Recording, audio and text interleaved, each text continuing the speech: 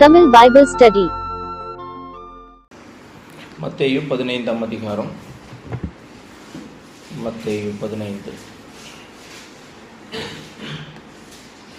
அப்பொழுது எருசலேமிலிருந்து வந்த வேதபாரகரும் பரிசேயரும் இயேசுவினிடத்தில் வந்து, உம்முடைய சீஷர்கள் முன்னோர்களின் பாரம்பரியத்தை ஏன் மீறி நடக்கிறார்கள்? கை கழுவாமல் போஜனம் பண்ணுகிறார்களே என்றார்கள்.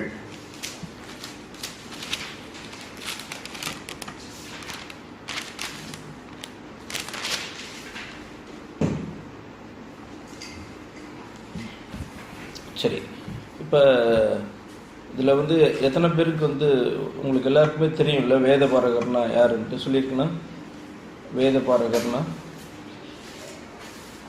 தெரியுமா? வேதபாரகர்னா சொல்லியிருக்குண்ணா? யாராவது சொல்லுங்க பார்க்கலாம். வேதபாரகர்னா யார்? பரிசேயர்னா யார்? இப்போ இயேசு கிறிஸ்துவனுடைய நாட்களில் அல்லது இந்த வேதத்திலே காணப்படுற 4 சுவிசேஷங்களில் அதிகமாக இப்படிப்பட்ட வார்த்தைகளை பார்க்கலாம் புதிய ஏற்பாட்டில். ஸோ நமக்கு அதை குறித்து தானே ஒரு சின்ன ஐடியாவது வேணும்ல. வேதபாரகர், சதிசேயர், பரிசேயர் இப்படி பண்ணுறதான கூட்டத்தை குறித்து தான் நம்ம பார்ப்போம். தெரியுமா?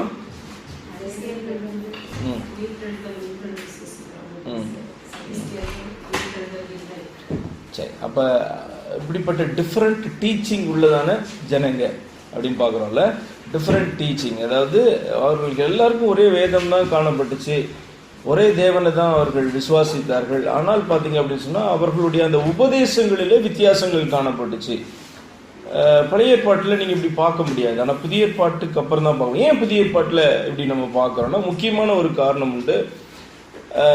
பாபிலோனுக்கு இவர்கள் சிறையிருப்புக்கு போய் ரொம்ப வருஷத்துக்கு அப்புறம் அங்கேருந்து திரும்ப மீட்டெடுக்கப்பட்டு வந்தார்கள். இஸ்ரவேல் தேசம் மீட்டெடுக்கப்பட்டு வந்தார்கள் அப்படின்னா கூட உங்களுக்கு இஸ்ரவேலர்கள் அப்படின்னு சொல்றதான மேலே இருக்கிறதான அந்த நார்தர்ன் கிங்டம், யூதர்கள் என்று சொல்ற கீழே இருக்க கிங்டம். இப்போ இந்த அவர்களும் சிறையிருப்புக்கு போனாங்க. அதற்கு பின்பு கீழே இருக்கிறதான யூதா தேசத்து ஜனங்களும் சிறையிருப்புக்கு போனாங்க. ஆனால் நம்ம பார்க்குறோம் இந்த யூதா தேசத்து ஜனங்கள் திரும்பவும் வந்தாங்க அப்படின்னு சொல்லி பார்க்குறோம்.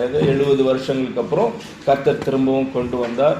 அவர்கள் எருசலேம் தேவாலயத்தை கட்டினார்கள், சுற்றிலும் அலங்கத்தை கட்டினார்கள். இப்படிலாம் நம்ம பார்க்குறோம். ஆனால் இஸ்ரவேலர்களை ஆண்டவர் கொண்டு வந்தார் அப்படின்னு சொல்லிட்டு வேதத்தில் பார்க்கல. அதனால தான் பார்த்தீங்கன்னா எல்லாரையுமே அதுக்கப்புறம் ஜூவிஷ் பீப்புள் என்று சொல்லி அழைக்க தொடங்கினாங்க. மற்ற இடத்துலேருந்து கொஞ்சம் கொஞ்சம் வந்ததான ஜனங்களையும் பார்த்தீங்கன்னா எல்லாரையுமே இன்றைக்கி நம்ம என்ன பண்ணுறோம், அங்கே இருக்கவங்களாம் யூதர்கள் அப்படின்ட்டு தான் என்ன பண்ணுவோம் நம்ம சொல்லுவோம். அப்படிதான் ரெகனைஸ் பண்ணப்பட்டார்கள். இப்போ பவுல் பார்த்தீங்க அப்படின்னு சொன்னால் அவன் பேசும்போது கூட தான் ஒரு பரிசேயன் அப்படின்னு சொல்லி பேசுகிறான்ல, நான் ஒரு பரிசேயன் அப்படின்னு. இப்போ அந்த வார்த்தை அங்கெல்லாம் வரும். அப்போ எங்கேருந்து தான் இது வந்தது அப்படின்னு சொன்னால் பாபிலோன் சிறையிருப்புக்கு அப்புறம் அவர்கள் திரும்பின பிறகு தான் இப்படிப்பட்டதான கூட்டங்கள் எல்லாம் பார்த்தீங்கன்னா அவர்கள் மத்தியிலே காணப்பட்டது. அப்போ அடுத்தது வேதபாரகர்னா என்ன?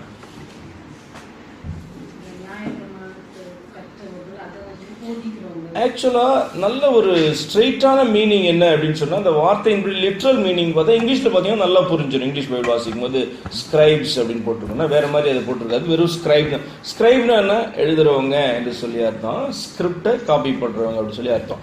அப்போ இவர்கள் எல்லாருக்கும் இந்த வேலையை கொடுக்கப்படாது. அவர்கள் தேவ பக்தி உள்ளவர்கள்னு இருக்கணும். அவர்களை பார்த்தீங்கன்னா அவர்கள் லேவியில் வந்திருப்பாங்க அநேகமாக. அதே மாதிரி பார்த்தீங்க அப்படின்னு சொன்னால் அவர்கள் வேதத்தை அறிந்தவர்களாக இருப்பாங்க, உண்மை உள்ளவர்கள் என்று பெயர் பெற்றவர்களாக இருப்பாங்க.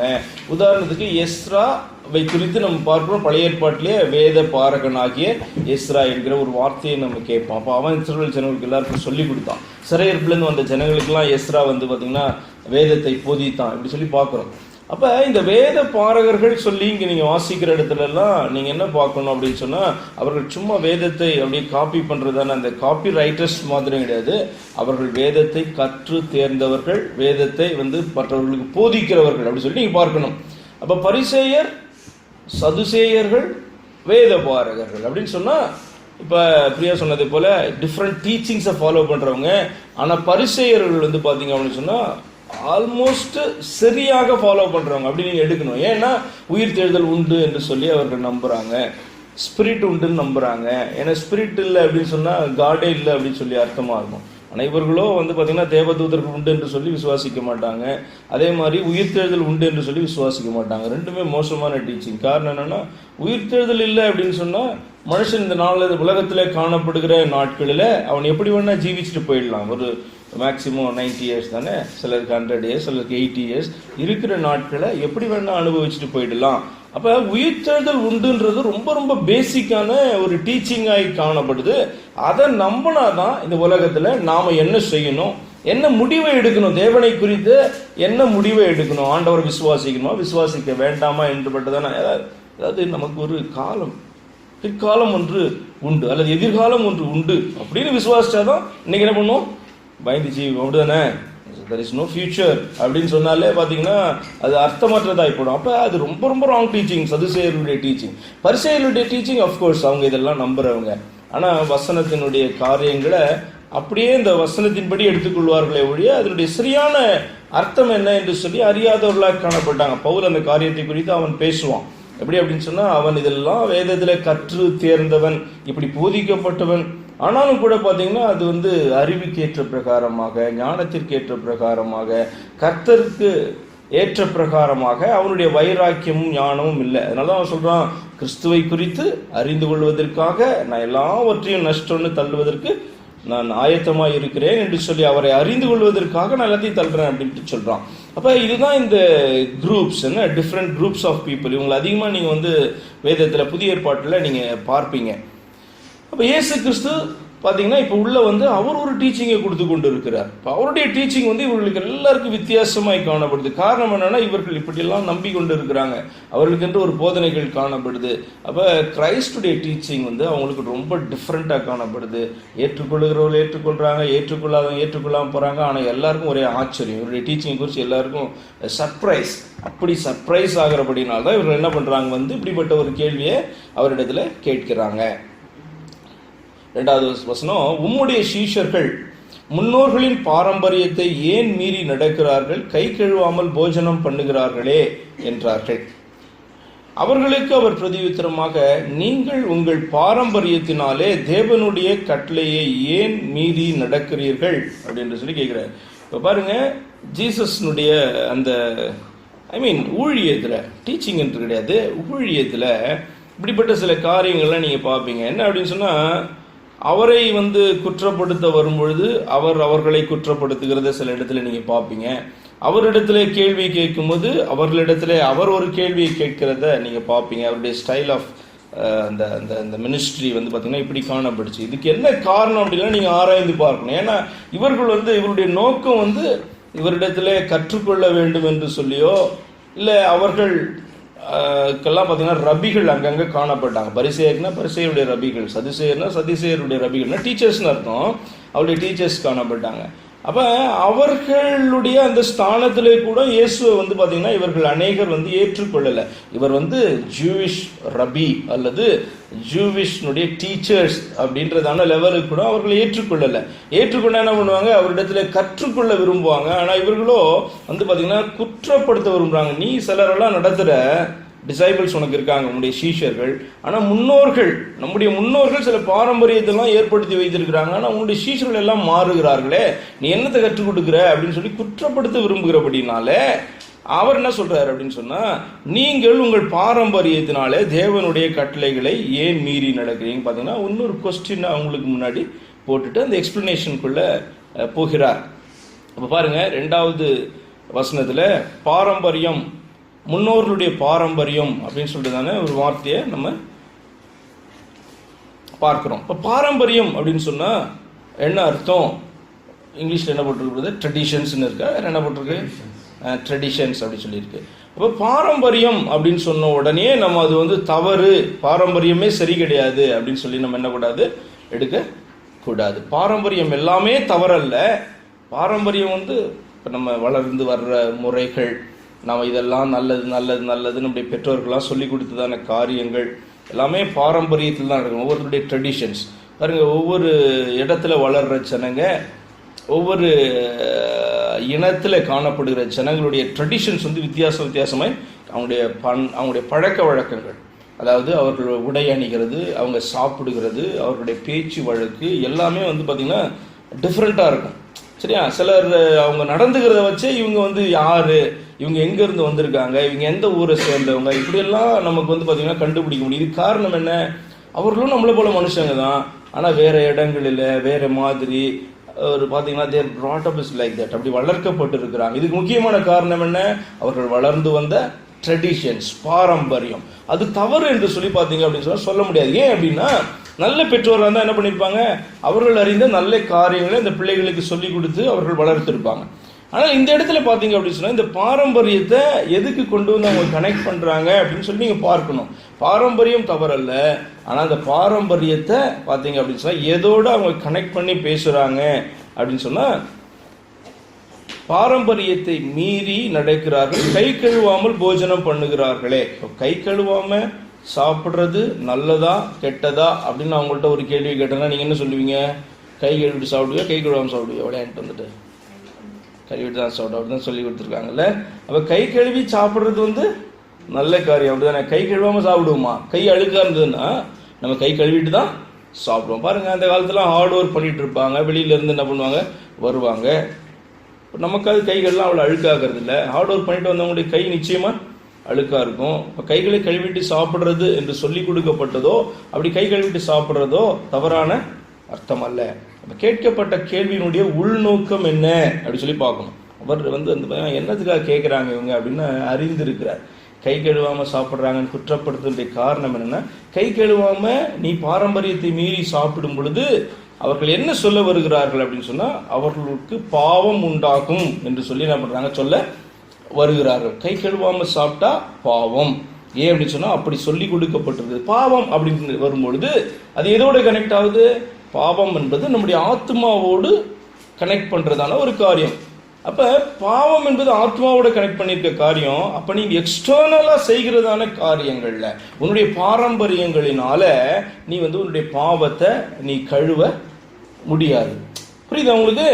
கை கழுவாமல் சாப்பிடணுமா, சாப்பிடக்கூடாதா அப்படின்றதை காட்டிலும் இதை நீ செய்யும் பொழுது உன்னுடைய ஆத்மா பாவம் உள்ளதாய் மாறிவிடும், அல்லது நீ ஒரு பாவியாய் காணப்படுற. இப்போ இதெல்லாம் பாவம் பாவம் பாவம் பாவம் பல காரியங்களை படிச்சிருப்பாங்க, நீங்களும் படிச்சிருப்பீங்க. பொய் பேசுனா பாவம், அப்படிதானே?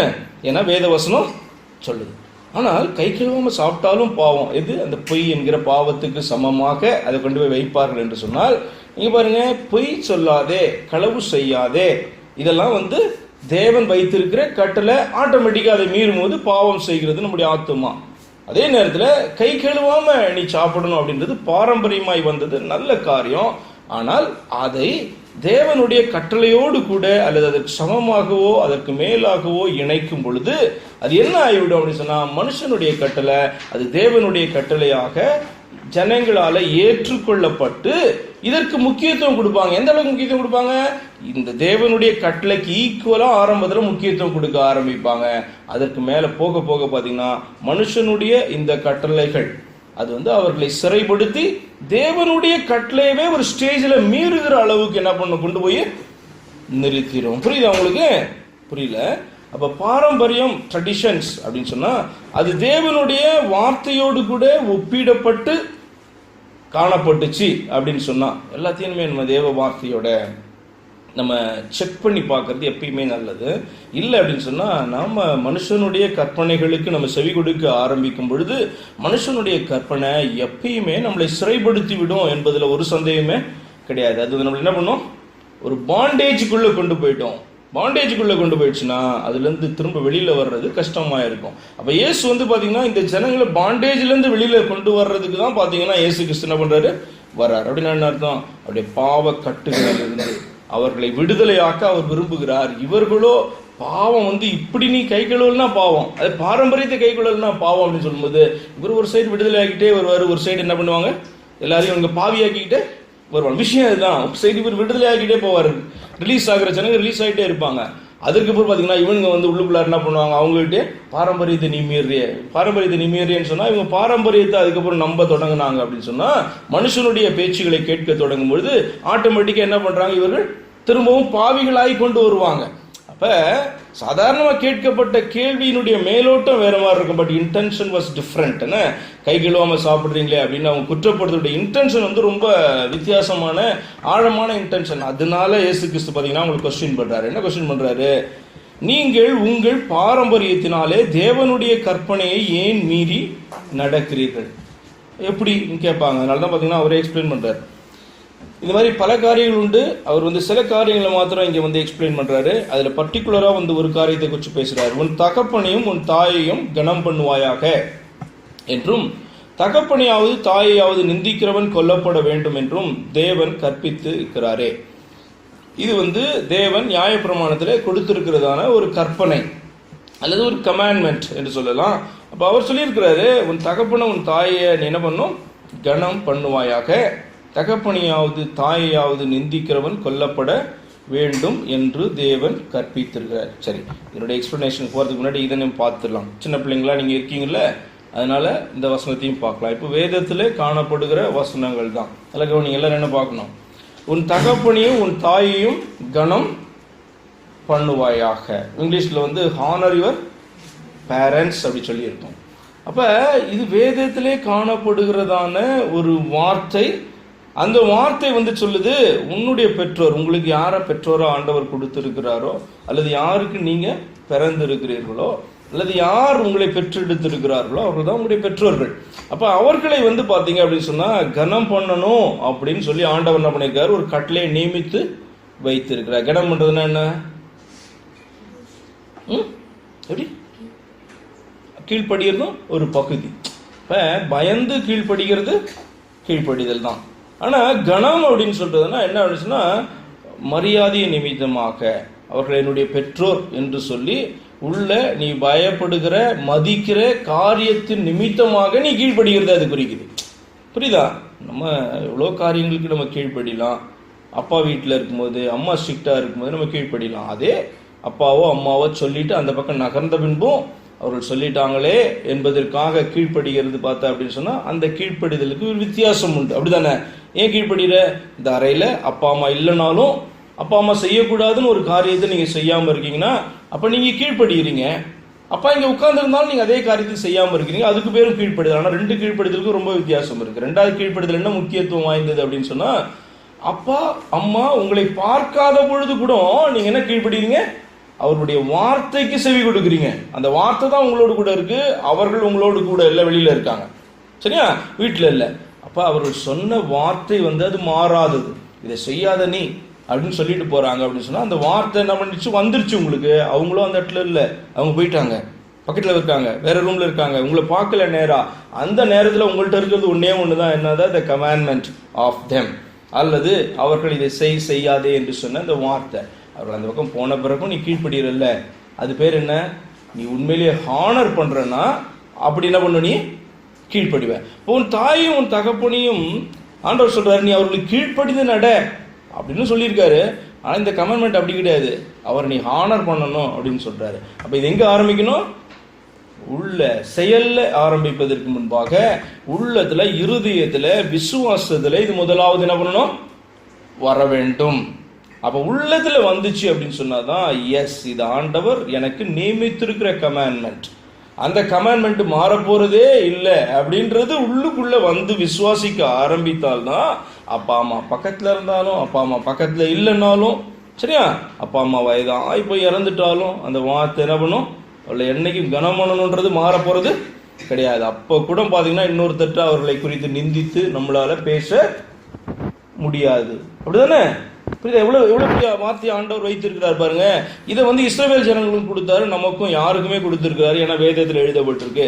அப்ப இந்த வார்த்தையை கோட் பண்ணி அவர் சொல்றாரு, உன் தகப்பனையும் உன் தாயையும் கனம் பண்ணுவாயாக என்னும் தகப்பனையாவது தாயையாவது நிந்திக்கிறவன் கொல்லப்பட வேண்டும் என்றும் தேவன் கற்பித்து இருக்கிறாரே, நீங்களோ.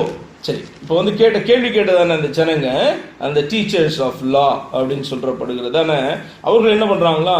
எவனாகிலும் தகப்பனையாவது தாயாவது நோக்கி உனக்கு நான் செய்யத்தக்க உதவி எது உண்டோ அதை காணிக்கையாக கொடுக்கிறேன் என்று சொல்லி தன் தகப்பனையாவது தன் தாயையாவது கனம் பண்ணாமற் போனாலும் அவனுடைய கடமை தீர்ந்ததென்று போதித்து உங்கள் பாரம்பரியத்தினாலே தேவனுடைய கற்பனையை அவமாக்குகிறீர்கள். ஏன் இப்படி சொல்றாரு? இப்படி ஒன்று இருந்ததா இஸ்ரவேல்ல அப்படின்னு சொன்னா, ஆமா, குர்பான் காணிக்கை என்று சொல்லி எல்லாம் பார்த்தீங்கன்னா சொல்லப்பட்டது. அப்ப இதை தேவன் இந்த மாதிரியான ஒரு காரியத்தை நியமிக்கல. தாயும் தகப்பனையும் கனம் பண்றதுன்றது பார்த்தீங்கன்னா ஸ்ட்ரிக்டான ஒரு காரியமாக அவர்களுக்கு காணப்பட்டது. அப்போ எப்படி இதுல இருந்து எஸ்கேப் ஆகலாம்? எப்பயுமே ஹியூமன் மைண்ட் என்ன பண்ணும், அதுக்கு இஷ்டமில்லாத ஒரு காரியத்தை செய்ய சொல்லும் பொழுது அதுலேருந்து எப்படி தப்பலாம் அப்படின்னு சொல்லி பார்த்தீங்கன்னா அது பார்க்கும், லூப் ஹோல்ஸை தேடும். ஆனால் ஆண்டவருடைய கற்பனைகளில் லூப் ஹோல்ஸ் இருக்க முடியாது. புரியுதா? அவர் மனுஷன் கிடையாதுல்ல, உனக்கு ஏதாவது சொல்லிட்டு அதில் ஏதாவது ஒரு இப்படி நீ தப்பிச்சுக்கலாம் அப்படின்லாம் வைக்கவே மாட்டார். எப்படியா இருந்தாலும் அது என்ன பண்ணிடும், நம்மளை அரெஸ்ட் பண்ணிட்டோம் அவருடைய வேர்ட்ஸ். அப்போ இப்படிப்பட்டதான் கட்டளையை வைத்திருக்கிறாரு. அப்போ இது கட்டளையை மீறுகிறவனுக்கெல்லாம் என்ன ஆகும், உள்ளுக்குள்ளார கில்ட்டி கான்சியஸ் வந்துடும். கில்ட்டி கான்சியஸ் நான் தேவனுடைய கற்பனையை நான் மீறிட்டேன், நான் பாவம் செய்துட்டேன், நான் தப்பு செய்துட்டேன் அப்படின்னு சொல்லிட்டு உள்ளுக்குள்ளே கில்ட்டி கான்சியஸ் வந்துடும். இதில் தப்பவே முடியாது. என்ன ஒரே வழி தான், ஆண்டவருடைய சமூகத்தில் என்ன பண்ண முடியாமல் சப்மிட் பண்ணி திரும்ப என்ன பண்ணணும், ஆண்டவருடைய வார்த்தையை கீழ்ப்படுகிறவனா என்ன பண்ணணும், மாறணும். அதுதான் ஒரே வழி, வேற வழி கொடுக்கப்படலை. ஆனால் இவர்கள் என்ன பண்ணாங்க அப்படின்னு சொன்னால், எப்படி போதிச்சாங்க, இந்த கற்பனையை மீற முடியாது. அப்போ அதற்கு பதிலாக என்ன செய்யலாம், அப்பா அம்மாவை பார்த்து கேட்கலாம், ஏதாவது நான் உங்களுக்கு செய்யணும் அப்படின்ட்டு இருந்ததுன்னா என்ன பண்ணுறேன், அதை நான் ஒரு காணிக்கையாக நான் செலுத்திடுறேன் அப்படின்னு சொல்லிட்டு என்ன பண்ணுறாங்க, தேவனுடைய சமூகத்துக்கு ஒரு குறிப்பிட்ட காணிக்கை என்ன பண்ணுவாங்க, கொண்டு வந்துடுவாங்க. அப்போ அப்பா அம்மாவுடைய கனம், அவர்களை கனப்படுத்துறது, ஹானர்படுத்துறதுனா என்ன, அதுக்கு ஏற்றதான ஒரு காணிக்கை என்ன பண்ணுவாங்க, நிர்ணயிப்பாங்க. யாரு? போதகர்கள், இந்த சொல்லி கொடுத்ததான இவர்கள், இந்த மேன்மேட் லாஸ் உண்டாக்கினவர்கள் என்ன பண்ணுவாங்க, அவனுக்கு இந்த காணிக்கையை நிர்ணயிப்பாங்க. அப்பா அம்மாட்டி இந்த காரியத்தை கேட்பாங்க. அப்போ அந்த காணிக்கை அவங்கள எவ்வளவு நான் ஹானர் பண்ணணும் அப்படின்னு சொன்னால் அதுக்கு ஈக்குவலண்டாக, அப்பா அம்மாவை ஹானர் பண்ணுறதுக்கு ஏதாவது ஈக்குவலண்டாக கொண்டு வர முடியுமா? உங்கள் அப்பா அம்மாவுடைய அன்புக்கு ஏற்றதாக நீங்கள் ஏதாவது கொடுக்க முடியுமா? அவங்கள ஹானர் பண்ணுறது தான், வேற ஒன்றுமே நீங்கள் என்ன பண்ண முடியாது, அதை ஈடுகட்டவே முடியாது உங்களால் பேரண்ட்ஸுடைய லவ்வுக்கு ஈக்குவலாக. அப்போ அதே போல் அவங்களை கனம் பண்ணுவதுக்கு ஈக்குவலாக ஏதாவது காரியம் காணப்படுதா அப்படின்னு சொல்லிட்டு கேட்டு என்ன பண்ணுவாங்க, இதை ஃபிக்ஸ் பண்ணி கொண்டு இதை செலுத்திடுவாங்க. அப்படி செலுத்தினா என்ன ஆகும் யோசித்து பாருங்க. இவன் அப்பாவையும் அம்மாவையும் ஹானர் பண்ணலன்னா கூட இவனுக்கு கில்ட்டி கான்சியஸே வராது. ஏன் அப்படின்னு சொன்னா, மனுஷனே தேவனுடைய கற்பனைக்கு சமமா ஒரு வழியை அவன் உண்டு பண்ணி வச்சிருக்கான். He made a loop whole. ஆண்டவர் லூப் ஹோலே வைக்கல, இவனே ஒரு லூப் ஹோல் வச்சுட்டான். ஆக்சுவலா கட்டளை மீடும் போது குற்ற உணர்வு எனக்கு வரணும். இப்பொழுதோ கட்டளைக்கு சமமான ஒரு காரியத்தை நான் செய்ய ஆரம்பிக்கும் பொழுது அப்பா அம்மாவை நான் மதிக்கலைன்னா கூட எனக்கு குற்ற உணர்வு என்ன ஆகாது, வராது. ஏன் அப்படின்னு சொன்னா, இது நான் நிறைவேற்றிட்டேன்ல, அப்படி ஆயிடும். அப்ப இது தேவனுடைய கற்பனையை மீறுகிறதா இல்லையா அப்படின்னு சொன்னா 100% தேவனுடைய கற்பனையை இந்த மனுஷர்கள் ஏற்படுத்தின பாரம்பரியம் இதை மீறுகிறது. அதனால ஆண்டவர் சொல்றாரு, அவமாக்குகிறது. புரியுதா நான் சொல்ல வர்றது? பிள்ளைங்களா பேசுறது புரியுதா? இப்ப பாருங்க, எவ்வளவு இம்பார்ட்டன்டான காரியம். கர்த்தரிடத்துல இருந்து என்ன பண்ண முடியாது, யாருமே எந்த விதத்திலையும் நம்மளால தப்பி வெளியே வர முடியாது. அவருடைய பாதத்தில் தான் போய் நம்ம என்ன பண்ண முடியும், விழ முடியும். அப்படிதான் வேத வார்த்தைகளை என்ன பண்ணியிருப்பாரு, அவர் வைத்திருப்பாரு. அப்ப இந்த இடத்துல பாருங்க, இந்த எக்ஸாம்பிளா அவர் காண்பிக்கிறார். பாரம்பரியம், ட்ரெடிஷனுடைய example. Tradition is okay, but tradition ஆண்டவர் நமக்கு கொடுத்த கட்டளைகளை மீறுகிறதற்கு ஏதுவாய் இருக்கும் என்று சொன்னால் என்ன பண்ணும், அந்த ட்ரெடிஷனை தூக்கி நம்முடைய வாழ்க்கையிலிருந்து வெளியில போட்டுருணும். அது யாரிடத்துலேருந்து வந்த ட்ரெடிஷனாக இருந்தாலும் சரி, யார் போதிச்சு வச்சிருந்தாலும் சரி.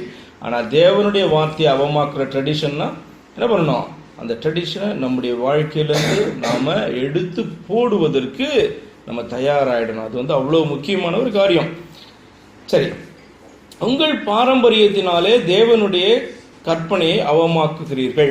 மாயக்காரரே அப்படின்னு சொல்றாரு. ஏன் மாயக்காரன்னு சொல்றாரு? ஆண்டவருடைய கற்பனையை கை கொள்ளணும், இல்லை கை கொள்ளணும்னா அக்கிரமக்காரன், அவ்வளோதான். அக்கிரமக்காரனா என்ன பண்ண முடியும், அவன் மனம் திரும்பி ஆண்டவருடைய சமூகத்தோன. மாயக்காரன் அப்படின்னு சொன்னா ஆண்டவருடைய கற்பனை என்னன்னு தெரியும், ஆனால் அந்த கற்பனையில மீறுறதுக்கு என்ன டெக்னிக் இருக்குன்னு கண்டுபிடிக்கிறான். கண்டுபிடிச்சி நான் ஆண்டவருடைய கற்பனை நான் கை கொண்டுட்டேன் அப்படின்ட்டு என்ன பண்றான், கை கொள்ளாமையே அவன் சொல்லுகிறான். அதுக்கு ஒரு வழியை ஏற்படுத்தி வச்சுக்கிட்டான். அதனால ஆண்டவர் பார்த்து சொல்றாரு, மாயக்காரரே, உங்களை குறித்து இந்த ஜனங்கள் தங்கள் வாயினால் என்னிடத்தில் சேர்ந்து தங்கள் உதடுகளினால் என்னை கனம் பண்ணுகிறார்கள், அவர்கள் இருதயமோ எனக்கு தூரமாய் விலகி இருக்கிறது. ஏசாயா தீர்க்கதரிசியில ஏசாயா சொன்னதானே அந்த வார்த்தை பாருங்க. தேவ பிள்ளைகள்னு சொல்லிக்கிறாங்க, தேவனிடத்துல வராங்க, அவருடைய ஜனங்களா இருக்கிறாங்க. அவர் சொல்றாரு, தங்கள் வாயினால் என்னிடத்தில் சேர்ந்து. பேச்சு மாத்திரம் பாத்தீங்க அப்படின்னு சொன்னா பயங்கர பேச்சு இருக்கும். என்ன, நான் தேவனுடைய பிள்ளைன்ற பேச்சு இருக்கும், பிரைஸ் தி லார்ட்னு இருக்கும், அல்லேலூயா சொல்லுவாங்க. அவங்கள மாதிரி மனத்தாழ்மை பக்தி இருக்காது. ஆனால் தேவனுடைய சமூகத்துல வரும் பொழுது தேவன் அவருடைய இருதயம் எப்படி இருக்குன்னு என்ன பண்றாரு பார்க்கிறார். இந்த வசனம் பாருங்க, என்னிடத்தில் சேர்ந்து தங்கள் உதடுகளினால் என்னை கனம் பண்ணுகிறார்கள். சர்ச்சுக்கு வந்தா பிரைஸ் பண்ணுவாங்க, எல்லா காரியம் சொல்லுவாங்க. இருதயத்தை குறித்து ஆண்டவர் சொல்றாரு, அது தூரமாய் விலகி இருக்குதான். அப்ப நம்ம சபைக்குள்ள வரோம், அன்றைய சமூகத்துக்கு வரோம்னா நம்முடைய உதடுகளும் அவரை துதிக்க வேண்டும், உள்ளமும் அவரிடத்துல நெருங்கி காணப்பட வேண்டும். புரியுதா? ஏன்னா உள்ளத்தை எங்கேயோ வச்சுட்டு நம்ம இங்க உள்ளுக்குள்ளார துதிக்க முடியுமானா துதிக்க முடியும். ஆனால் ரெண்டுமே அவசியம். துதிக்கணும், ஆராதிக்கணும், வாயை திறக்கணும், எல்லாமே ரொம்ப ரொம்ப முக்கியம். ஆனால் அதற்கு மேல முக்கியமான ஒரு காரியம் இருக்குது. உள்ளத்துல பாத்தீங்க அப்படின்னு சொன்னா பயபக்தி இருக்கணும், உள்ளம் சுத்திகரிக்கப்பட்டதா இருக்கணும், உள்ளம் தேவனை தேடுகிறதா இருக்கணும். அப்படி இருந்து பாத்தீங்கன்னா நம்ம ஆராதிக்க பழகணும். இல்லைன்னு சொன்னால் இருதயம் பாத்தீங்கன்னா கழுவப்படாம வேற எங்கேயும் இருக்கக்கூடாது. இருதயம் அசுத்தங்களை சிந்தித்துக் கொண்டு ஆண்டவரை துதித்துக் கொண்டு இருக்கக்கூடாது. அதெல்லாம் அர்த்தமற்ற காரியமாய் மாறிவிடும். 9வது வசனம், மனுஷருடைய கற்பனைகளை உபதேசங்களாக போதித்து.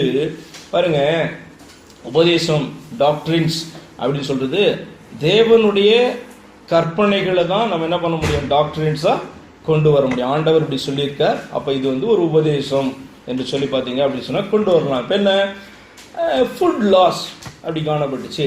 இப்போ ஃபுட் லாவை குறித்து ஆண்டவர் பேசுகிறார் அப்படின்னு சொன்னா இதெல்லாம் கட்டளைகள், கற்பனைகள். அப்போ இந்த ஃபுட் லா, டயட்ரி லாவை எடுத்து என்ன பண்ணலாம், உபதேசமாய் மாற்றலாம். அப்போ ஃபுட்டுனா எதை சாப்பிடணும், எதை சாப்பிடக்கூடாது, பல இன்ஸ்ட்ரக்ஷன்ஸ் இருக்கும். எல்லாத்தையும் சேர்த்து அதை என்ன பண்ணணும், ஃபுட்டை குறித்து தானே உபதேசமாய் கொண்டு வரலாம். இப்போ அதே போல தான் ஒவ்வொரு உபதேசங்களும். இப்போ உயிர் தேடுதல் உண்டு அப்படின்றது ஒரு உபதேசம். அதே மாதிரி மனுஷனுக்கு பார்த்தீங்கன்னா மரணம் உண்டு என்பது உபதேசம். மனுஷன் ரட்சிக்கப்பட முடியும் அப்படின்றது உபதேசம்.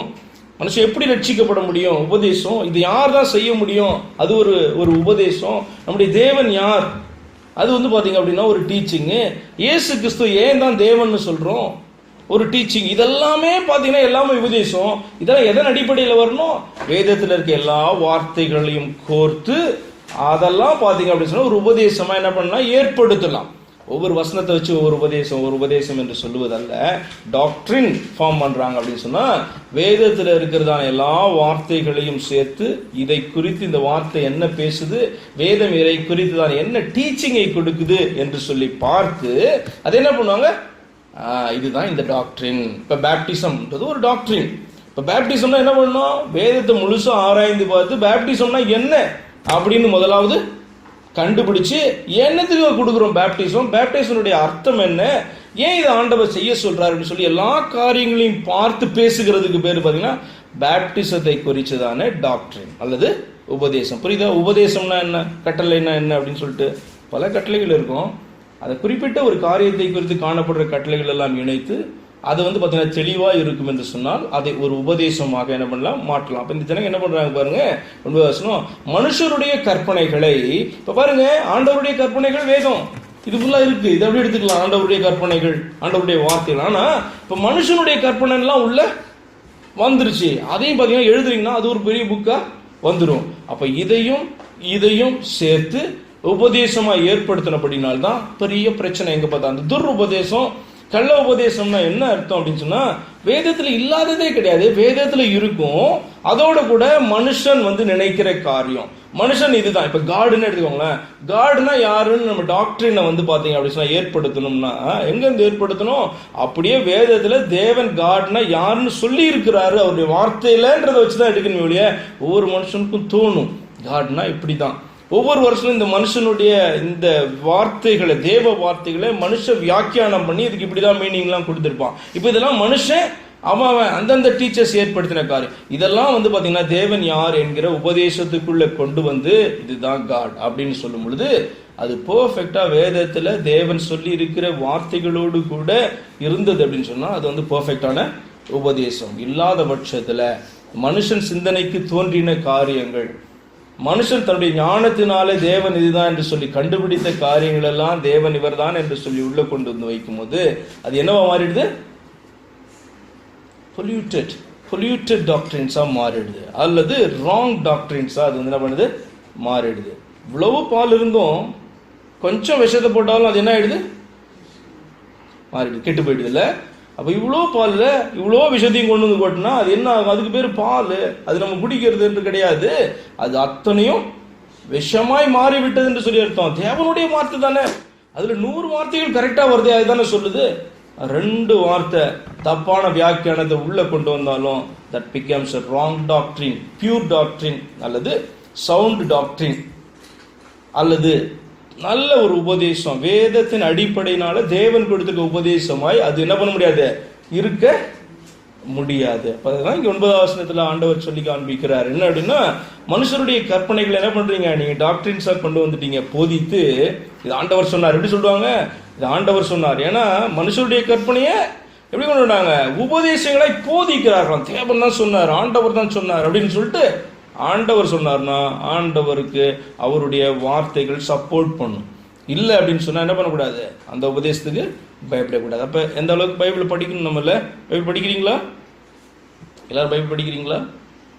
பைபிள் படித்தாதான் இது எப்படி எப்படின்றதான கேள்விகளை என்ன பண்ண முடியும், கேட்க முடியும். தேவன் இப்படின்னு சொல்கிறாங்களே, இயேசு குறித்து இயேசு இப்படின்னு சொல்கிறாங்களே, எப்படி அப்படின்ற கேள்வியை நீங்கள் வேதத்தை வாசிக்கும் பொழுது தான் என்ன பண்ண முடியும், கேட்க முடியும். டாக்டரின் சரியான செக் பண்ணுறதான காரியங்கள் என்று ஏசாயா தீர்க்கதரிசி நன்றாய் சொல்லி இருக்கிறான் என்றார். பின்பு அவர் ஜனங்களை வரவழைத்து அவர்களை நோக்கி, நீங்கள் கேட்டு உணருங்கள், வாய்க்குள்ளே போகிறது மனுஷனை தீட்டுப்படுத்தாது, வாயிலிருந்து புறப்படுகிறதே மனுஷனை தீட்டுப்படுத்தும் என்றார். அப்பொழுது அவருடைய சீஷர்கள் அவரிடத்தில் வந்து, பரிசேயர் இந்த வசனத்தை கேட்டு இடரல் அடைந்தார்கள் என்று அறிவீரா என்றார்கள். பாருங்க, இதெல்லாம் வேடிக்கையாக இருக்குல்ல. இப்போ இயேசு கிறிஸ்து வந்து சீஷர்களை தெரிந்து கொண்டார். அவரையும் பார்த்தீங்கன்னா அவர்கள் தன்னுடைய எஜமானாக அவர்கள் ஏற்றுக்கொண்டார்கள், மேசியாவாக, குருவாக, ரபியாக ஏற்றுக்கொண்டார்கள். அவர்கள் தான் சீஷர்கள், ஃபாலோவர்ஸ் ஆஃப் கிரைஸ்ட். அப்போ பாருங்க, இந்த இடத்துல ஏன்னா இவர் கூடயே இருக்கும்போது பார்த்தீங்கன்னா இப்படிப்பட்ட கொஸ்டின்ஸ் எல்லாம் கேட்கலாம். ஏன்னா ஃப்ரெண்டு மாதிரி தானே அவர் இருக்கிறாரு. என்ன கேட்குறாங்க, அவருடைய சீஷர்கள் வந்து, பரிசே இந்த வசனத்தை கேட்டு இடரல் அடைந்தார்கள் என்று அறிவீரா? நமக்கு தெரியுமா, நீ பேசுனதுல அவங்க டிஸ்டர்ப் ஆயிட்டாங்க. யோசிச்சு பார்த்தா பயங்கர ஒரு வேடிக்கையா இருக்கும்ல. இப்போ இயேசு கிறிஸ்து என்ன பேசுறாருன்னு அவருக்கு தெரியும், இவர் பேசும்போது அவங்க என்ன நினைக்கிறாங்கன்றவங்களுக்கும் தெரியும். இப்போ இவங்க வந்து கேட்குறாங்க, இப்படிலாம் சொன்னீரு. இப்போ பார்த்தீங்கன்னா திடீர்னு டீச்சர்ஸ்க்கே பார்த்தீங்கன்னா சொல்லிக் கொடுக்க வந்துடுவாங்க. நான் என்னுடைய லைஃப்பில் நிறைய இப்படி என்ன பண்ணியிருக்கேன், பார்த்துருக்கேன். எனக்கே திடீர்னு பார்த்தீங்கன்னா சில காரியங்களை டீச் பண்ணுறதுக்கு அவங்க வந்துடுவாங்க. இவங்க யார், இவருக்கு என்ன தெரியும், இவர் எதுலேருந்து பேசி கொண்டு இருக்கிறார், இப்படியெல்லாம் இவங்க வந்து கேட்டு இருப்பாங்க. ஆனாலும் அட் ஒன் ஸ்டேஜ் பார்த்தீங்கன்னா திடீர்னு டீச் பண்ணுறதுக்கு வந்துடுவாங்க. அப்போ இயேசுவோடு கூட இருக்காங்க, இவர் யாருன்னு தெரியும், இவர் என்ன பேசுகிறார் என்று சொல்லி பார்த்தீங்கன்னா பல காரியங்களே இவர்கள் அறிந்திருக்கிறாங்க. ஆனால் வந்து பார்த்தீங்கன்னா இவங்க இடரல் அடைந்தார்னு உங்களுக்கு தெரியுமா அப்படின்னு கேட்குறாங்க. சரி, இது நம்ம சிரிக்கிறதுக்காக வந்து எழுதப்பட்டுச்சா இல்லை என்னன்னு எனக்கு தெரியல, அதில் எவ்வளோ டீச்சிங் இருக்கு எனக்கு தெரியல. சரி, அதுக்கு முன்னாடி முக்கியமானது என்னன்னா 11வது வசனம், வாய்க்குள்ளே போகிறது மனுஷனை தீட்டுப்படுத்தாது, வாயிலிருந்து புறப்படுகிறதே மனுஷனை தீட்டுப்படுத்தும் அப்படின்ட்டு என்ன பண்றாரு, இவர்கள் கேட்டதான அந்த கேள்விக்கு பார்த்தீங்கன்னா பதில் ஜனங்களுக்கு கொடுக்குறாரு. என்ன, கை கழுவாம சாப்பிட்டா இது சரியா, ஏன் மீறுறாங்க, பாரம்பரியத்தை மீறுறாங்க, பாரம்பரியத்தை ஆண்டவருடைய கற்பனைக்கு ஈக்குவலாக மாற்றி பாரம்பரியத்தை மீறுறாங்கன்ற கொஸ்டின். அதுக்கு எல்லாரையும் கூப்பிட்டாரு, எல்லாருக்கும் என்ன பண்ணுறது ஆன்சர் பண்ணுறாரு. என்ன இப்போ பாருங்க 13வது வசனம், அவர் பிரதிவித்திரமாக என் பரமபிதா, அவர்கள் கேட்ட கேள்வி என்ன, இவர் சொல்ற பதில் என்ன பாருங்க. இதெல்லாம் வந்து நீங்க லேர்ன் பண்ணணும். கிரைஸ்ட் வந்து ஏன் இப்படி பேசுறாரு. சில நேரத்தில் நம்ம ஒரு காரியத்தை ஆண்டவர்கிட்ட கேட்டுக்கொண்டிருக்கிறோம், அவரு சொல்றத வேற பதில சொல்லுவார். irrelevant ஆன்சர்ஸ் போல இருக்கும், ஆனால் அதுதான் relevant ஆன்சர். என்ன, அது ஏன் அப்படி பேசுகிறார், ஏன் இப்படி ஆண்டவர் காண்பிக்கிறார் என்று சொல்லி பார்த்தீங்கன்னா நம்ம கண்டுபிடிக்கணும். அதுதான் பார்த்தீங்கன்னா ரொம்ப முக்கியமான காரியம். கேட்ட கேள்வியோ பார்த்தீங்கன்னா அவர்கள் இடர்ல அடைவாங்கன்னு தெரியுமா உங்களுக்கு அப்படின்னு கேட்குறது. ஆனால் அவர் சொல்ற பதிலோ, என் பரமபிதா நடாத நாற்றெல்லாம் வேரோடே பிடுங்கப்படும் அப்படின்னு சொல்றாரு. அவர்களை விட்டு விடுங்கள். பாயிண்ட் வந்து இப்போ அவங்க கிடையாது, இப்போ பாயிண்ட் வந்து கேட்குற எல்லா ஜனங்களும் தான் கிரைஸ்டுக்கு. அவர்களை விட்டு விடுங்கள், அவர்கள் குருடருக்கு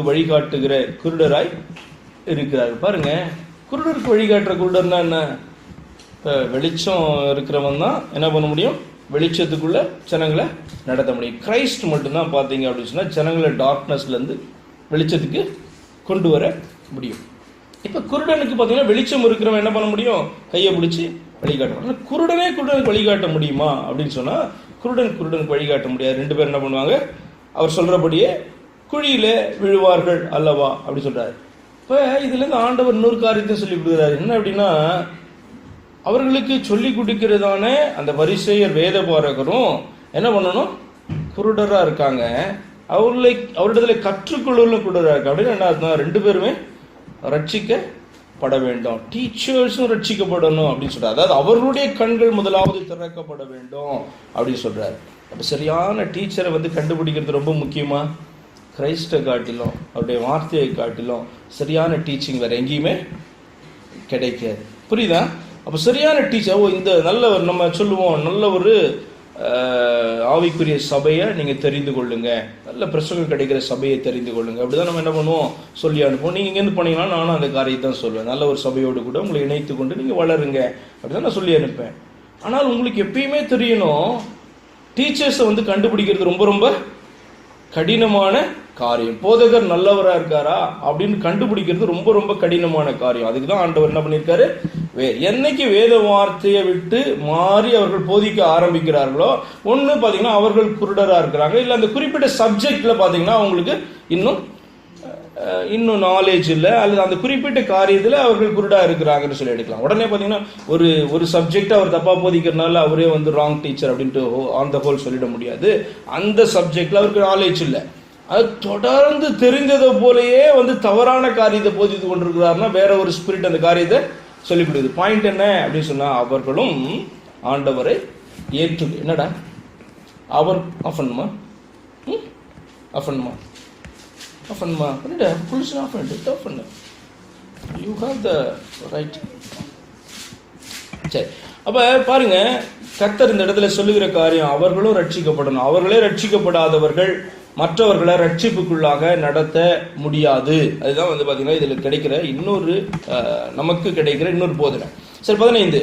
அப்பொழுது பேதுரு அவரை நோக்கி, இந்த ஊமையை எங்களுக்கு வெளிப்படுத்த வேண்டும் என்றான். அப்போ இது கூட பேதுரு ஊமை என்று சொல்லி டைரக்டான இதுதான், ஆனால் ஊமைன்னு சொல்றாரு. அப்போ அதுலேயும் இருக்கு விஷயம் அப்படின்னு. அதற்கு இயேசு, நீங்களும் இன்னும் உணர்வில்லாதவர்களாய் இருக்கிறீர்களா? உணர்வில்லாதவர்கள், நீங்கள் தமிழில் இங்கே படிக்கிற வார்த்தையெல்லாம் நான் உங்களுக்கு சொல்லி கொடுத்துருக்கேன். இதனுடைய மீனிங்கை சரியாக நீங்கள் புரிந்து கொள்ளணும். இங்கிலீஷில் படிச்சிங்கன்னா இந்த பிரச்சனை வராது, நீங்கள் அண்டர்ஸ்டாண்ட் பண்ணிக்கலையா அப்படி இங்கிலீஷில் இருக்கும். ஆனால் தமிழில் உணர்வில்லாதவர்கள்னா நான் சொன்னதன் கருத்தை நீங்கள் விளங்கி கொள்ளவில்லையா அப்படின்னு சொல்லி அர்த்தம். அப்படி எடுத்துக்கணும், கருத்தை நீங்கள் விளங்கிக்கலையா, புரிஞ்சிக்கலையா அப்படின்னா இதனுடைய அர்த்தம் உணர்வில்லாதவர்களாக இருக்கிறீர்களா அப்படின்னு சொல்லி. இப்போ வாய்க்குள்ளே போகிறதெல்லாம் வயிற்றில் சென்று ஆசன வழியாய் கழிந்து போம் என்பதை நீங்கள் இன்னும் அறியவில்லையா? வாயிலிருந்து அவர்களுக்கு எனக்கு பயங்கர சிரிப்பா வரும். இப்போ இது பார்த்தீங்கன்னா ரொம்ப சிம்பிளானது. சாப்பிட்றது நான் டைஜஸ்ட் ஆகி நம்ம என்ன பண்ணுறோம், வெளியில் கழிவாக போயிடுது, யூரினா மோஷனா போயிடுது. இது இவருக்கும் தெரியும், அவங்களுக்கும் தெரியும். பாருங்க, அதுக்கு முன்னாடி தான் கேட்டாங்க, நீர் பேசுனது இடர்ல உண்டாக்குது, நீ அறியறா அப்படின்னு அப்புறம் பார்த்து கேட்டாங்க. இவர் சிம்பிளான ஒரு காரியத்தை விளக்கும் போது பார்த்தீங்க அப்படின்னு சொன்னா அந்த பாயிண்ட்டை கூட அவர் விடலை. அவர் என்ன சொல்றாரு, கேட்கிறாரு அப்படின்னு சொன்னா, இது உங்களுக்கு தெரியாதா, நீங்க சாப்பிட்றது உங்களுக்கு இப்படி வெளியில வேஸ்டா போகணும் உங்களுக்கு தெரியாதா அப்படின்னு கேட்கிறாரு. சரி, ஓகே. வாயிலிருந்து புறப்படுகிறவை, ஏன்னா இவர்கள் கேட்டதுனால இவ்வளவு காரியமாய் அவர் அதை எக்ஸ்பிளைன் பண்ண வேண்டியதாக காணப்பட்டுச்சு. வாயிலிருந்து புறப்படுகிறவைகள் இருதயத்திலிருந்து புறப்பட்டு வரும், அவைகளே மனுஷனை தீட்டுப்படுத்தும். எப்படி எனில், இருதயத்திலிருந்து பொல்லாத சிந்தனைகளும் கொலைபாதகங்களும் விபச்சாரங்களும் வேசித்தனங்களும் களவுகளும் பொய் சாட்சிகளும் தூஷணங்களும் புறப்பட்டு வரும், இவைகளே மனுஷனை தீட்டுப்படுத்தும். கை கழுவாமல் சாப்பிடுகிறது மனுஷனை தீட்டுப்படுத்தாது. கை கழுவி சாப்பிட்றது நல்லது தான், நல்ல ட்ரெடிஷன் தான், நல்ல போதனை தான், தப்பே கிடையாது. ஆனால் அது பாவத்தோடு கூட அதை போய் கனெக்ட் பண்ணால் அதை காட்டிலும் மோசமான டீச்சிங் எதுவுமே இல்லை. வெள்ளைச்சட்டை போட்டுக்கிறது நல்லதா? ரொம்ப ரொம்ப நல்லது தான். ட்ரெடிஷ்னலாக இது வந்திருந்தா கூட ரொம்ப ரொம்ப நல்லது, தவறே கிடையாது. ஆனால் வெள்ளைச்சட்டை போடாமல் சர்ச்சுக்குள்ளே வந்துட்டா அது பாவம் அப்படின்னு பிரசங்கிக்கப்பட்டுச்சு அப்படின்னு சொன்னால், அப்படிப்பட்ட எண்ணத்தை உள்ளே ஏற்றிட்டா அப்படின்னு சொன்னால் அதை காட்டும் ரொம்ப ரொம்ப டேஞ்சரஸ் எதுவுமே கிடையாது. நான் சொல்ல வர்றது புரியுதா உங்களுக்கு? இதெல்லாம் நீங்கள் கற்றுக்கொள்ள வேணும். ட்ரெடிஷ்னலாக நம்ம செய்கிற காரியம் தவறு அல்ல, அதே நேரத்தில் அந்த ட்ரெடிஷனை ரட்சிப்போடு கூட, இப்படி சிம்பிளாக நீங்கள் எடுத்துக்கோங்க, அதை ரட்சிப்போடு கூட நீங்கள் இணைத்து விடும் பொழுது அதை காட்டிலும் மோசமான டீச்சிங், டேஞ்சரஸான டீச்சிங் வேறு எதுவுமே கிடையாது. ஏன் அப்படின்னு சொன்னால், மனுஷனுடைய மனதை சைக்காலஜிக்கலாக என்ன பண்ணுறாங்க, டச் பண்ணுறாங்க. ஏன்னா டச் பண்ணி என்ன சொல்லி கொடுத்துட்றாங்க, நீ இதெல்லாம் பண்ணும்போது பார்த்தோன்னா ஆண்டவருக்கு இது பிரியமில்லாத காரணம். அப்படின்னா என்ன ஆகும், இதெல்லாம் நீ வந்து இவ்வளோ நாள் பண்ணி கொண்டு இருந்தல்ல. இப்போ உதாரணத்துக்கு நகையை போட்டு கொண்டு இருக்கிற காரியம், ஒயிட் ட்ரெஸ்ஸை போட்டுக்கிற காரியம், அதுவும் பர்டிகுலராக எந்த அளவுக்கு அதை வந்து கை வச்சு போடணும், இப்படியெல்லாம் வந்து ரூல்ஸ் எல்லாம் வச்சுக்கிறது தவறு கிடையாது. அவங்கவுங்க பார்த்தீங்கன்னா அவங்கவுங்க இஷ்டத்துக்கு வைத்துக்கொள்ளலாம். சபையும் இப்படியெல்லாம் பார்த்தீங்கன்னா ரூல்ஸை வந்து போட்டுக்கலாம், பெரிய தவறு கிடையாது. ஆனால் இது எப்போ டேஞ்சராக மாறிவிடும் அப்படின்னு சொன்னால், ஒரு நாள் ஒருவன் வெள்ளை சட்டை போடாமல் உள்ளே வந்துட்டான்னா, ஒரு நாள் ஒருவர் எக்ஸ்ட்ரா நகையை போட்டுட்டு வந்துட்டாங்க அப்படின்னு சொன்னால், பார்த்தீங்க அப்படின்னு சொன்னால் இன்னைக்கு ஆண்டவருக்கு பிரியமில்லாத காரியத்தை நீ என்ன பண்ண செஞ்சுட்ட, நீ வந்து பாவம் செஞ்சுட்ட அப்படின்னு சொல்லும் பொழுது இப்படி காரியங்களை சொல்லிக் கொடுங்க. என்ன ஆகும், அவங்களுடைய மனதுக்குள்ளே அது போயிடும். Psychologically it will go inside, மனதில் உள்ளே போய் பதிந்து அது விடும். அதுக்கப்புறம் பார்த்தீங்கன்னா எப்பொழுதுமே பார்த்தீங்கன்னா இது பாவம், இது பாவம், பாவம்னு சொல்லிட்டு ஆண்டவருடைய கற்பனைகள் எல்லாம் விட்டுட்டு மனுஷன் ஒரு நாள் வந்து போட்டதான அந்த காரியம் நமக்கு மிக பெருசா வந்து என்ன பண்ணும், நிற்கும். நியாயப்பிரமாணத்தை விட்டெல்லாம் நம்மளை நீங்களாக்கி ரட்சிக்கிறதற்கு, நியாயப்பிரமாணத்தை தாமே நிறைவேற்றுவதற்கு அவர் இறங்கி வந்து அதுல இதெல்லாம் ரிலீஸ் பண்ணி விடுவாரு. இந்த பக்கம் ஒருத்தன் வந்து என்ன பண்ணுவான், தெரியாமே நியாயப்பிரமாணத்துக்குள்ள நடத்தி கொண்டே இருப்பான். அவனுக்கே தெரியாது நியாயப்பிரமாணத்துக்குள்ள நடத்துறான்ட்டு. ஆனா பாரம்பரியத்துக்குள்ள ஒரு மனுஷனை கொண்டு போனாலே அவன் நியாயப்பிரமாண கட்டுக்குள்ள திரும்பவும் கொண்டு போறான்னு சொல்லி அர்த்தம். என்னன்னா ரட்சிப்பை தடை செய்கிறான் என்று சொல்லி அர்த்தம். சிம்பிள் டீச்சிங்ஸை போல இருக்கும். ஆனா என்னைக்கு தேவனுடைய வார்த்தைகளோடு கூட ஒப்பிட்டு ஃபில்டர் பண்ணாத சகல போதனைகளும் அது என்ன பண்ணும் அப்படின்னு சொன்னா, நம்மளை கட்டுக்குள்ளாக நம்மளை அறியாமல் அது கொண்டு போய் அது நிறுத்திவிடும், நம்முடைய ஆத்மாவை நிறுத்திவிடும். இப்போ பாருங்க, அடுத்தது பெரிய டெலிவரன்ஸுக்கு என்ன பண்ணும், அவங்களுக்கு பெரிய டீச்சிங் கொடுத்தா இப்படி அந்த அதுலேருந்து டெலிவர் பண்ணி அவளை கொண்டு வரணும். இப்போ எவ்வளவு எளிதாக ஆண்டவர் பார்த்தீங்கன்னா ரட்சிக்க வைக்கிறார், அவர் மேலே விசுவாசத்தை வைக்கிறார். ஆனால் பிசாசு பார்த்தீங்கன்னா வேற காரியங்களில் விசுவாசத்தை வைக்க சொல்லி அதை என்ன பண்ணுவான், அப்படி திருப்பி அவன் விடுகிறத நீங்கள் என்ன பண்ணுவீங்க, வேதத்தில் இந்த டீச்சிங்கில் பார்ப்பீங்க. இதெல்லாம் அப்போஸ்தலர்கள் மிகவும் கடிந்து கொண்டார்கள் என்று சொல்லி வேதத்தில் நம்ம வாசிக்கிறோம். எக்ஸாம்பிள் அப்போஸ்தலர்ஸ் 15க்கு போய் நீங்கள் அப்புறம் வாசித்து பாருங்க, எப்படி வந்து ஜனங்களை வந்து பார்த்தீங்கன்னா ஏமாற்றினார்கள், புது டீச்சிங்கை கொண்டு வந்தாங்க. இப்போ அதெல்லாம் வந்து பார்த்தீங்க அப்படின்னு சொன்னால் அவர்கள் எதிர்த்து நின்றாங்க. ஏன் அப்படின்னு சொன்னால் அவர்களுடைய ஜனங்கள்லாம் அதனால பாதிக்கப்படுவார்கள். இப்போ கிறிஸ்துவும் பார்த்தீங்கன்னா அதுக்கு தான் எதிர்த்தீங்க நிற்கிறார். அவர்களுக்கு இந்த பெரிசியர் மேலே வேதபுரம் மேலே கோபமா எரிச்சலா அதெல்லாம் கிடையாது. என்ன அப்படின்னு சொன்னால், தேவனுடைய பிள்ளைகளை பார்த்தீங்கன்னா அவர்கள் தவறான வழியில் நடத்துகிறார்கள். அதுதான் அங்கே முக்கியமான காரியமாக இருக்குது. அப்போ வாயிலிருந்து சூடாயிடுச்சு, ஏசி போட்டு விட்டுரு, உனக்கு கஷ்டமா இருந்தா இந்த பக்கம் வந்துரு. வாயிலிருந்து புறப்படுகிறவைகள் இருதயத்திலிருந்து புறப்பட்டு வரும். அவர் வந்து பாத்தீங்கன்னா மனுஷன் பேசுகிற பேச்சு அவனை வந்து தீட்டுப்படுத்தி விடும் அப்படின்னு சொல்றாரு. அதனுடைய முக்கியமான கருத்தை வந்து நீங்க புரிந்துக்கணும். என்னன்னா அவர் சொல்லிட்டு வாயிலிருந்து புறப்படுறது இருதயத்திலிருந்து வரும் அப்படின்னு சொன்னா என்ன மீனிங்னா, அவனுடைய இருதயம் இன்னும் ஆண்டவருக்கு ஒப்பு கொடுக்கப்பட்டு கழுவப்படாத இருதயமா இருக்குது. ஆல்ரெடி பாத்தீங்கன்னா அது வந்து உள்ளுக்குள்ளார கழுவப்படாத இருதயமா இருக்கு. அப்ப அவன் பேசுற பேச்சில இருந்து பாத்தீங்கன்னா அவனுடைய நம்பிக்கை என்ன, அவனுடைய விசுவாசம் என்ன, எதை அவன் நம்பி கொண்டு இருக்கிறான், இதெல்லாம் அவனை அறியாமலே என்னாகும் வெளியில வரும். எங்களுக்கு வந்தா எடுத்து நம்ம யோசித்து பேசுறது கிடையாது. நல்லா புரிந்து கொள்ளுங்க. நம்ம எங்க இருந்தெல்லாம் எடுத்து ஒவ்வொருத்தர், இப்ப நான் உங்கள்கிட்ட பேசிட்டு இருக்கேன், அப்படி யோசித்து நான் திங்க் பண்ணி பேசுறது கிடையாது. புக் எழுதுறதுனா நான் திங்க் பண்ணி எழுதலாம். ஆனா உங்கள்கிட்ட நான் பேசுறேன் அப்படின்னு சொன்னா முதலாவது என் இருதயத்துக்குள்ளார பாத்தீங்கன்னா இந்த காரியங்கள் போய் இதை நான் என்ன பண்ணிருக்கணும், விசுவாசித்து கொண்டு இருக்கணும். இதுதான் உண்மைன்னு. அப்ப நான் சாதாரணமா பேசினாலே எனக்கு என்ன வரும், இருதயத்துல இருந்து நான் விசுவாசிக்கிறேன், நான் நம்பிக்கிறேன், இதான் சத்தியம் என்று சொல்லி எண்ணிக்கொண்டிருக்கிற இந்த காரியங்கள் நான் அறியாமையே வெளியில வந்து கொண்டு இருக்கும். அப்ப நீங்க பேசுறீங்க, கெட்ட வார்த்தை பேசுறோம் அப்படின்னு சொன்னா பாத்தீங்க அப்படின்னு சொன்னா எப்பயும் கெட்ட வார்த்தை பேசுறோடைய உள்ளதுல அவ்வளவு அழுக்கு இருக்குன்னு அர்த்தம் இல்லையா? மற்றவங்களை ஹர்ட் பண்றாங்க அப்படின்னு சொன்னா அவங்களுடைய உள்ளத்துல இன்னும் வந்து சுத்திகரிக்கப்படாத இருதயம் காணப்படுது. இப்போ இயேசு கிறிஸ்து சொல்றதெல்லாம் பெரிய லிஸ்ட், நான் வந்து சின்ன சின்ன லிஸ்ட் நான் உங்களுக்கு சொல்றேன். இப்போ சாதாரணமாக வந்து பார்த்தீங்கன்னா திடீர்னு கோபத்தில் ஒரு வார்த்தை வந்துடுறதோ அதெல்லாம் கிடையாது.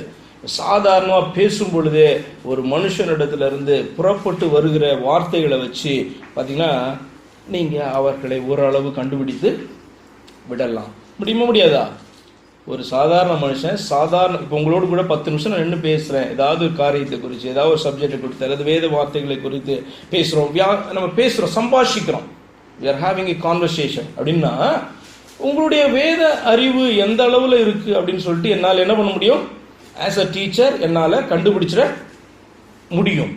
அதே போல் நீங்கள் ஒருவரோடு கூட கான்வர்சேஷனில் என்கேஜ் ஆகுறீங்க அப்படின்னு சொன்னால் நீங்கள் பல பல காரியங்களை குறிச்செல்லாம் பேசுவீங்க. அப்போ பேசும்போதே அந்த சப்ஜெக்டில் அவங்களுடைய நாலேஜ் என்ன அப்படின்றது என்ன பண்ணணும்? வெளியில் ஆட்டோமேட்டிக்காக வரும். அதே மாதிரி உங்களுடைய முட்டாள்தனம் என்னன்றதை நீங்கள் எளிதாக அவங்களுக்கு காண்பிச்சு கொடுத்துட முடியும். அப்படிதானே? ஆமாவா இல்லையா? ஆமாம். இதே எமோஷனில் கோபத்தில் நீங்கள் சண்டை போட்டுட்டு பேசுறதுல வந்து பார்த்தீங்கன்னா நீங்கள் வேணும்னே சிலதெல்லாம் பேசுவீங்க. என்ன இருதயத்திலேருந்து வர்றது கிடையாது, அது நீங்கள் வேணும்னே பேசுவீங்க. சிலதெல்லாம் அவங்கள வந்து ஹர்ட் பண்ணுறதுக்காக நீங்கள் பேசுவீங்க. அதை குறித்து ஆண்டவர் பேசல. சாதாரண ஒரு மனுஷனுடைய வாயிலிருந்து வர்றதெல்லாம் பார்த்தீங்கன்னா இருதயத்திலிருந்து வருகிற காரியம், அவன் அறிந்திருக்கிற காரியம், இதெல்லாம் நான் உண்மை நம்பிட்டு இருக்கிற காரியம், அதெல்லாம் பார்த்தீங்க அப்படின்னு சொல்லி உங்களுடைய பேச்சில் உங்களுடைய செயலில் அது வெளியே வந்துகிட்டே இருக்கும். அப்போ அதுதான் அவனை தீட்டுப்படுத்தும். விசுவாசம் சம்பந்தப்பட்டதான காரியம். எதை விசுவாசிக்கிறானோ அதை உள்ளுக்குள்ளார் என்ன பண்ணியிருப்பான்? ஏற்றுக்கொண்டு இருப்பான். அவன்கிட்ட நீங்கள் என்னதான் சொன்னீங்கனாலும் அவன் சொல்றது தான் என்ன பண்ணுவான்?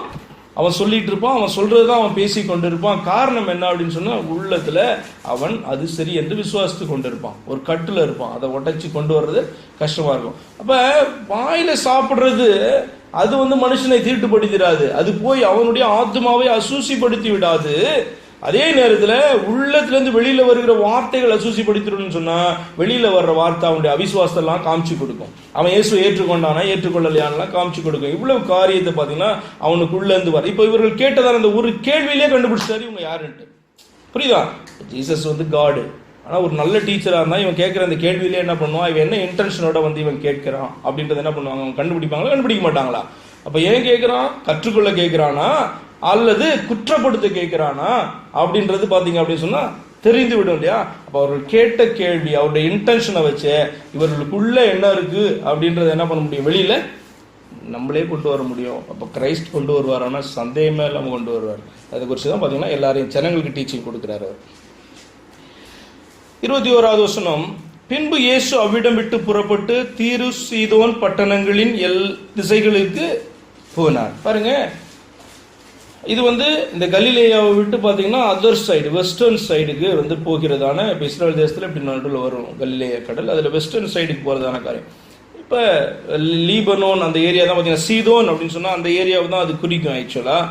அப்போ இந்த இடத்துலேருந்து அந்த இடத்துக்கு போயிருக்காரு. ரொம்ப ரேர் இவர் இப்படி ட்ராவல் பண்ணி போகிறதெல்லாம். கலிலேயா பிரதேசத்தில் தான் அதிகமாகி காணப்படும் அவருடைய ஊழியங்கள். ஆனால் இங்கே பாருங்களா, இயேசு வந்து தீரு சீதோன் பட்டணங்களின் திசைகளுக்கு போனார். அப்பொழுது அந்த திசைகளில் குடியிருக்கிற கானானிய ஸ்திரீ ஒருத்தி அவரிடத்தில் வந்து, ஆண்டவரே, தாவீதின் குமாரனே, எனக்கு இறங்கும். பாருங்க, நம்ம வந்து அவரை கூப்பிடுறதுலயே பார்த்தீங்க அப்படின்னு சொன்னா நம்ம எப்படி அவரை நினைச்சு வச்சிருக்கோன்றதெல்லாம் வெளிப்படும். அப்படிதான். என்ன எல்லா நேரத்துலையும் கண்டுபிடிக்க முடியாது. ஆனால் இப்போ பாருங்க, ஆண்டவரே அப்படின்னு சொன்னால் அவரை எஜமானேன்னு சொல்லி என்ன பண்ணுறா? ஏற்றுக்கொள்கிறா. தாவீதின் குமாரனே சொல்கிறா அப்படின்னு சொன்னால் அவரை மேசியா ரட்சிக்கிறதற்காக வந்தவர் என்று சொல்லி ஏற்றுக்கொள்ளுகிறா. இப்போ பாருங்க, இன்ட்ரெஸ்டிங். நீங்கள் ஒருத்தர் எப்படி கூப்பிடுறீங்க அப்படின்னு சொன்னால் எப்படி அவரை அறிந்து வச்சிருக்கிறீங்க, எப்படி உங்களுடைய மனதில் வைத்திருக்கிறீங்க அப்படின்றதெல்லாம் பார்த்தீங்கன்னா உங்களுடைய வேர்ட்ஸ்லேயே வந்து வெளியில் வரும். அதே போல் தேவனை நம்ம எப்படி தான் கூப்பிடுறோம், எப்படி தான் நம்ம பார்க்குறோம், எப்படி தான் உள்ளத்தில் வைத்திருக்கிறோம், அதான் இயேசு சொல்லி கொடுத்தாரு. அவர் வந்து எப்படி தான் கூப்பிட சொன்னார்? நம்முடைய ஜெபத்தில் வந்து ஒரு அப்பாவா பார்க்க சொல்கிறார், பிதாவா என்ன பண்ணுறாரு? அவரை பார்க்க சொல்கிறார். ஆவியானவரே, கர்த்தரே, எப்படி வேணும்லாம் கூப்பிடலாம். ஆனால் அதற்கு மேலே என்ன நீ பிதாவாக பாருன்னு அவர் சொல்லிக் கொடுக்கறதுடைய காரணம் என்னன்னா, நாம அவரை நம்முடைய சிருஷ்டிகரை தகப்பனாக பார்க்க நம்ம பழகணும். அதுக்காக தான் பார்த்தீங்கன்னா அந்த காரியத்தை சொல்லிக் கொடுக்குறாரு. அதனால தான் ஜெபத்தை இப்படி ஆரம்பிங்கன்னு சொல்றாரு. அப்போ அது உள்ளத்தில் இருக்கணும். அவர் என்னுடைய தகப்பன்ட்ட எவ்வளோ ஈஸியாக அப்ரோச் பண்ண முடியும், தகப்பன்ட்ட எவ்வளோ உரிமையாக போய் கேட்க முடியும். தகப்பன் வந்து ஒரு அடி கொடுத்தாலும் பார்த்தீங்கன்னா வாங்கிட்டு திரும்பவும் அவர்கிட்ட தான் நம்ம போவோம். தகப்பன்ட்ட வேற எங்கேயும் ஓடிட மாட்டோம். அப்பா சிரிச்சுக்கிறார்ட்டு எங்கேயாவது ஓடிட முடியும் பக்கத்து வீட்டுக்கு? ஒரு நாள் நம்ம பண்ணுறது கிடையாது, இல்லை, பண்ணவே மாட்டோம், நோ சான்ஸ். அதே போல கர்த்தர் நமக்கு தந்தாலும் தரலனாலும் வெயிட் பண்ணுன்னு சொன்னாலும் இல்லை நம்ம கேட்கறதுக்கு பதிலாக வேற ஒன்று கொடுத்தாலும் தகப்பன் தான். அப்போ இந்த எண்ணம் உள்ள இருந்தாதான் பார்த்தீங்கன்னா அவர் மேலே நம்ம முறுமுறுப்பு வராதபடிக்கு நம்ம என்ன பண்ண முடியும்? அவரை தொழுது கொள்ள முடியும், அவர்கிட்ட விசேஷமாய் செபிக்க நம்மளால முடியும். அதனால தான் இயேசு வந்து அப்படி சொல்லி கொடுத்தார். சரி, அவள் வந்து சொல்றா, என்னுடைய மகள் எனக்கு இறங்கும். அவள் சொல்றா, எப்படி சொல்றா? எனக்கு இறங்கும், என் மகள் பிசாசினால் கொடிய வேதனைப்படுகிறாள் என்று சொல்லி கூப்பிட்டாள். பாருங்க, இவருடைய இந்த நான் சொன்னேன், இவருடைய அந்த ஸ்டார்டிங் அந்த அட்ரஸிங் ஸ்டேட்மெண்ட்டே பார்த்தீங்கன்னா அமேசிங். என்ன ஒரு பிலீவ் பண்ணுறதுனால தான் அப்படி வந்து கேட்குறா. அடுத்தது இவ எதுக்காக வந்து கேட்குறா அப்படின்னு சொன்னால், என்ன ரெக்வஸ்ட்டை கொண்டு வரா? அவளுடைய மகள் பிசாசினாலே கொடிய வேதனைப்படுகிறாளாம்.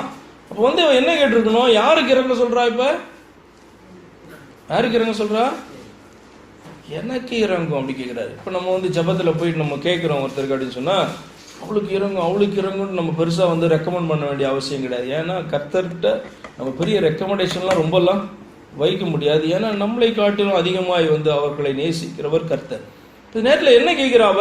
எனக்கு இறங்கும். அதாவது பிரச்சனை, அவங்களுக்கு பிரச்சனை பார்த்தீங்கன்னா ரியலாக சஃபர் ஆகிறது பார்த்தீங்க அப்படின்னு சொன்னால் மக. ஆனால் இவ தாயாய் காணப்படுறா. கேட்கும் பொழுது எனக்கு இறங்கும், அதாவது என்னை சுகப்படுத்தும், எனக்கு இறங்கும் என்பதை போல என்ன பண்ணுறா அப்படின்னு சொன்னால் எனக்கு இறங்கும் அப்படின்னு சொல்லி கேட்டு அதுக்கப்புறம் பார்த்தீங்கன்னா விஷயத்துக்கு வரா. என்ன பிரச்சனை, ரியல் பிரச்சனை, என்னத்துக்காக நீங்க இறங்கணும் அப்படின்ற காரியத்தை சொல்றா. அவளுக்கு பிரதியுத்தரமாக அவர் ஒரு வார்த்தையும் சொல்லவில்லை. அப்பொழுது அவருடைய சீஷர்கள் வந்து, இப்படிலாம் ரொம்ப ரேர் இல்லை, இயேசு கிறிஸ்து வந்து பார்த்தீங்கன்னா தன்னை அவர்கிட்ட அப்ரோச் பண்ணி எதை கேட்டாலும் உடனே பார்த்தீங்கன்னா அந்த ஜனங்களோடு கூட அவர் பேசினார், ரெஸ்பாண்ட் பண்ணார். ஆக்சுவலாக இந்த இடத்துலையோ ரொம்ப வித்தியாசமான ஒரு ட்ரீட்மெண்ட்டு. அவர் ஒரு வார்த்தையும் சொல்லவில்லை. அப்பொழுது அவருடைய சீஷர்கள் வந்து, இவள் நம்மை பின்தொடர்ந்து கூப்பிடுகிறாளே, திரும்ப கேட்டுட்டு இருக்கா, பின்தொடர்ந்து கூப்பிடுகிறாளே, இவளை அனுப்பிவிடும் என்று அவரை வேண்டிக் கொண்டார்கள். அதற்கு அவர் பாருங்க, அவளுக்கு ஆன்சர் பண்ணல, டிஸ்டர்ப் பண்ணிட்டே இருக்கிறா. சீஷர்கள் வந்து சொல்றாங்க இவளை அனுப்பிவிடும் சொல்லிட்டு. அதற்கு சீஷர்களிடத்துல அவர் பேசுறார், காணாமற் போன ஆடுகளாகிய இஸ்ரவேல் வீட்டாரிடத்திற்கு அனுப்பப்பட்டேனே அன்றி மற்றபடி அல்ல அப்படின்னு சொல்றாரு. பாருங்க, கேட்டது அவ, பேச மாட்டேன்றார் அவள்கிட்ட. ஆனால் ஆன்சர் பண்றது அவரிடத்துல அதை குறித்து கேட்ட சீஷர்களுக்கு அவர் ஆன்சர் பண்றாரு. எப்படி ஆன்சர் பண்றாருன்னா, காணாமற் போன ஆடுகளாகி இஸ்ரவேல் வீட்டாருக்கு அனுப்பப்பட்டேன் என்று மற்றபடி அல்ல அப்படின்னு சொல்றாரு. ஏன் இப்படி சொல்றாரு அப்படின்லாம் நான் பின்னாடி சொல்றேன் உங்களுக்கு. அவள் வந்து பாருங்க, அடுத்தது அவ கேட்கிறா. அவள் வந்து, ஆண்டவரே எனக்கு இது, நீங்க அப்படியே பிரேயருக்கு நீங்க எடுத்துக்கோங்க. பிரேயர் தானே வந்து கேட்கிறா, எனக்கு இறங்கும் அப்படின்னு சொல்லிட்டு பிரேயரை ஸ்டார்ட் பண்றா. ஆன்சர் இல்லை, மற்றவங்க கேட்குறாங்க.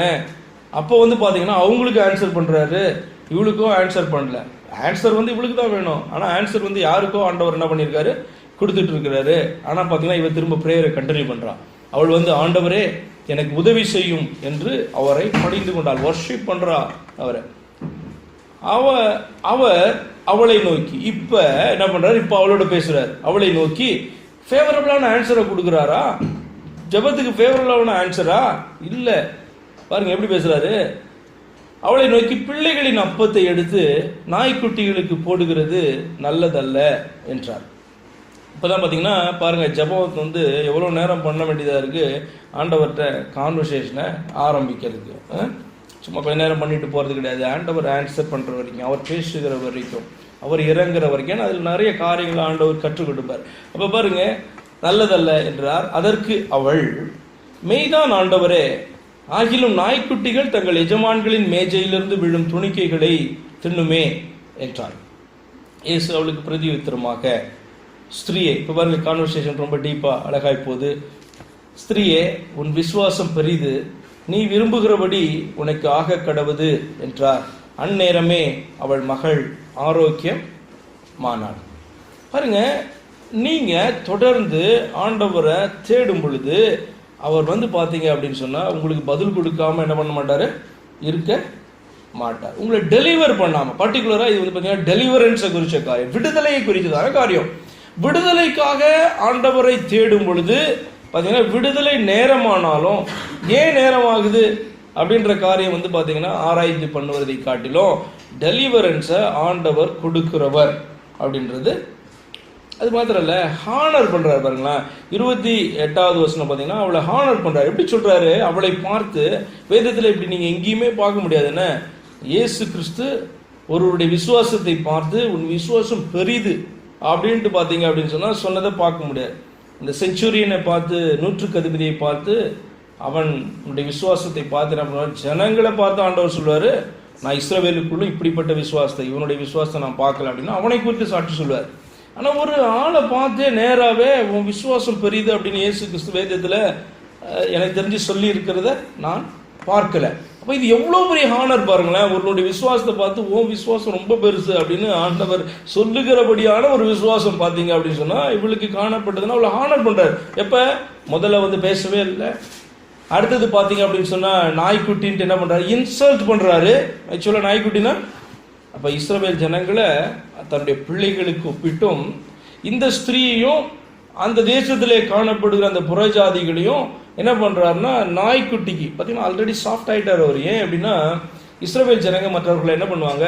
நாய்க்கு தான் அவர்கள் ஒப்பிடுவாங்க. புறஜாதிகள் நாய்க்கு ஒப்பிடப்பட்டதான். என்ன ரீசன் என்ன அப்படின்னு சொன்னால் இவர்கள் தாங்களை ப்ரிவிலேஜ்டு பீப்புளாக நினைச்சாங்க. அது உண்மை. ஏன் அப்படி சொன்னால் தேவன் வந்து அவர்களை சொந்த ஜனமாக தெரிந்து கொண்டு அவர்களுடைய தேவன் என்று சொல்லி என்ன பண்ணார்? அவர் சொன்னார். அப்போ தேவனுடைய ஜனங்கள்லாம் என்ன இருக்குன்னா பரலோக ராஜ்யத்தினுடைய பிள்ளைகள் அல்லது பரலோக ராஜ்யத்தில் என்ட்ரு பண்ண போகிற பிள்ளைகள் என்று சொல்லி இருக்கோம். அப்போ மற்றவங்கெல்லாம் பார்த்தீங்கன்னா இந்த குரூப்புக்குள்ளே வரலை. அப்போ புறஜாதி ஏன் அவர்கள் நாய்களுக்கு ஒப்பிட்டு அவர்கள் பேசினார்கள் அப்படின்னு சொல்லி அர்த்தம் என்னன்னா, நாய் வந்து வீட்டுக்குள்ள, தெருவில் இருக்கிற நாய் வீட்டுக்குள்ள என்ன பண்ண முடியாது? வர முடியாது. அப்போ இதில் வந்து பார்த்தீங்கன்னா ஆவிக்குரிய அந்த அர்த்தம் காணப்படுது. இவர்கள்லாம் பார்த்தீங்கன்னா அன்பிரிவிலேஜ்டு பீப்புள், இன்னும் தேவனை வந்து ஏற்றுக்கொள்ளலை, அதனால அவர்களை தள்ளுறாருன்னு சொல்லி அர்த்தம் இல்லை. ரட்சிப்பை எப்படியெல்லாம் ஆண்டவர் வந்து பார்த்தீங்கன்னா அதை எக்ஸ்டெண்ட் பண்ணி கொண்டு போறார். அதனால தான் பார்த்தீங்கன்னா நம்ம தூரத்துக்கு வந்து நம்ம ரட்சிக்கப்பட்டு ஆண்டவருக்குள்ள வந்திருக்கிறோம்னா பார்த்துக்கோங்களேன், ஒரு இடத்துல ஆரம்பித்து பார்த்தீங்கன்னா ரட்சிப்பு உலகம் முழுவதும் என்ன பண்ணுது? பரவி ஆண்டவர் கொண்டு போறார். அதுக்கு ஆண்டவர் வைத்ததான பிளான். அப்போ இந்த ஸ்டார்டிங்கில் நம்ம பார்க்குறோம். ஏன்னா இயேசு கிறிஸ்து உயிர் தெழுந்த பிறகு தான் சுவிசேஷம் மற்ற இடத்துக்குலாம் போகுது. அப்போ இயேசு கிறிஸ்து உயிரோடு இருக்கும் பொழுது, அதாவது மனுஷனாய் காணப்படுகிற அந்த நாட்களில், உயிரோடு இருக்கிறன்னா வேற மாதிரி எடுத்துக்கூடாதுங்கன்னா, அவர் மனுஷனாக ஊழியம் பண்ணுகிற அந்த நாட்களிலேயே பார்த்தீங்கன்னா எப்படி புறஜாதிகளுக்கு வந்து சுவிசேஷம் எப்படி போகுது, எப்படி தான் போக முடியும், வெளிச்சம் எப்படி தான் போகும் அப்படின்றதெல்லாம் பார்த்தீங்கன்னா இங்கே கற்றுக் கொடுக்குறாரு அவர். என்ன? விசுவாசத்தினால மட்டும்தான். அதுவும் எக்ஸ்ட்ரீம் லெவலாக விசுவாசம் இருந்தால் தான் என்ன பண்ண முடியும்? அவர்கள் உள்ள வர முடியும் அப்படின்றதெல்லாம் அவர் கற்றுக் கொடுக்குறார். சரி பாருங்க, இன்சல்ட் பண்றாரு ஆக்சுவலா, ஆனால் சாஃப்ட் ஆயிடுச்சு. என்ன அப்படின்னா நாய்க்கு ஒப்பிடப்பட்டவங்கள இப்போ பிள்ளைக்கும் நாய்க்குட்டிக்கும் ஒப்பிடுறாரு. பாருங்க, அதுவே வந்து சாஃப்ட் ஆயிடுச்சுன்னு அர்த்தம். இப்போ பார்த்தீங்கன்னா அந்த கான்வர்சேஷன் ஆண்டவரோடு கூட ஆரம்பிக்கும் பொழுது அது எப்படி சாஃப்ட் ஆச்சு, அதை எப்படி வந்து பார்த்தீங்கன்னா அவர் பேசுகிற அந்த வார்த்தையவே பிடித்து கொண்டு பார்த்தீங்கன்னா அவரிடத்துல அவ போறா. என்ன பண்ணியிருக்கலாம்? ஆக்சுவலாக கர்த்தர் பதில் கொடுக்காத பொழுது ஜெபத்தை நிறுத்திட்டு நம்ம ஆண்டவரை விட்டு என்ன பண்ணலாம்? ஒதுங்கிடலாம். இதுதான் மனுஷனுடைய இயல்பு, நேச்சர். கோபம் வரும் அவர் மேலே, எரிச்சல் வரும். ஏன்? அவர் தேவன் தானே, அவர் தானே என்ன சிருஷ்டித்தார். ஏன் வந்து ஒருத்தருக்கு ஆன்சர் பண்ணுறாரு, எனக்கு ஒருத்தருக்கு ஆன்சர் பண்ணுறாரு, இப்படிலாம் கோபப்படலாம். ஆனால் இப்படி பாருங்க என்ன செய்தா அப்படின்னு சொன்னால் கோபப்படவே இல்லை. அவர் சொன்னதானே அந்த அந்த இன்சல்ட் அல்லது நெகட்டிவ் வேர்டை பாசிட்டிவாக எடுக்கிறா. பாசிட்டிவாக எடுத்துட்டு என்ன பேசுகிறா அப்படின்னு பாருங்களேன். 27ஆம் வசனத்துக்கு திரும்ப போவோம். அதற்கு அவள், மெய்தான் ஆண்டவரே, நீ சொன்னது ட்ரூ. ஏன் அப்படி சொல்றா? அவளுக்கு தெரியும் சத்தியம் என்ன தெரியும், இவர் யாருடைய மேசியா, இஸ்ரவேலர்களுடைய மேசியா என்று சொல்லி தெரியும். அதனுடைய ஃபுல் மீனிங் வந்து தெரியலனாலும் இஸ்ரவேலரை ரட்சிக்கிறதற்காக வந்திருக்க மேசியானா தான் அர்த்தம். என்னது? அவர்கள் மேலே காணப்பட போகிற ராஜா என்று சொல்லி அர்த்தம். அதாவது தாவீதனுடைய குமாரனா அதான் மீனிங். என்ன? தாவீது வந்து உலகம் முழுசும் ஆளலை, அவர்களே ஆளுகை செய்யலாம். தாவீதனுடைய குமாரன் அப்படின்னு சொன்னா அவர்கள் மேல ராஜாவாக அமரப்போகிறவர் என்று சொல்லி அர்த்தம். அப்ப இவர்களும் வெளியில இருக்கிறதான அந்த ஜனங்க சொல்றா, மெய்தான் ஆண்டவர், நீ சொன்னது ட்ரூ. அப்படியே சொல்றது ட்ரூ. ஆகிலும் பாருங்க, இது விசுவாசம் எந்த லெவலுக்கு போகுது பாருங்க. நீ சொல்றது ட்ரூ, ஆனால் நான் போயிட மாட்டேன். ஆனாலும் நாய்க்குட்டிகள் தங்கள் எஜமான்களின் மேஜையிலிருந்து விழும் துணிக்கைகளை தின்னுமே.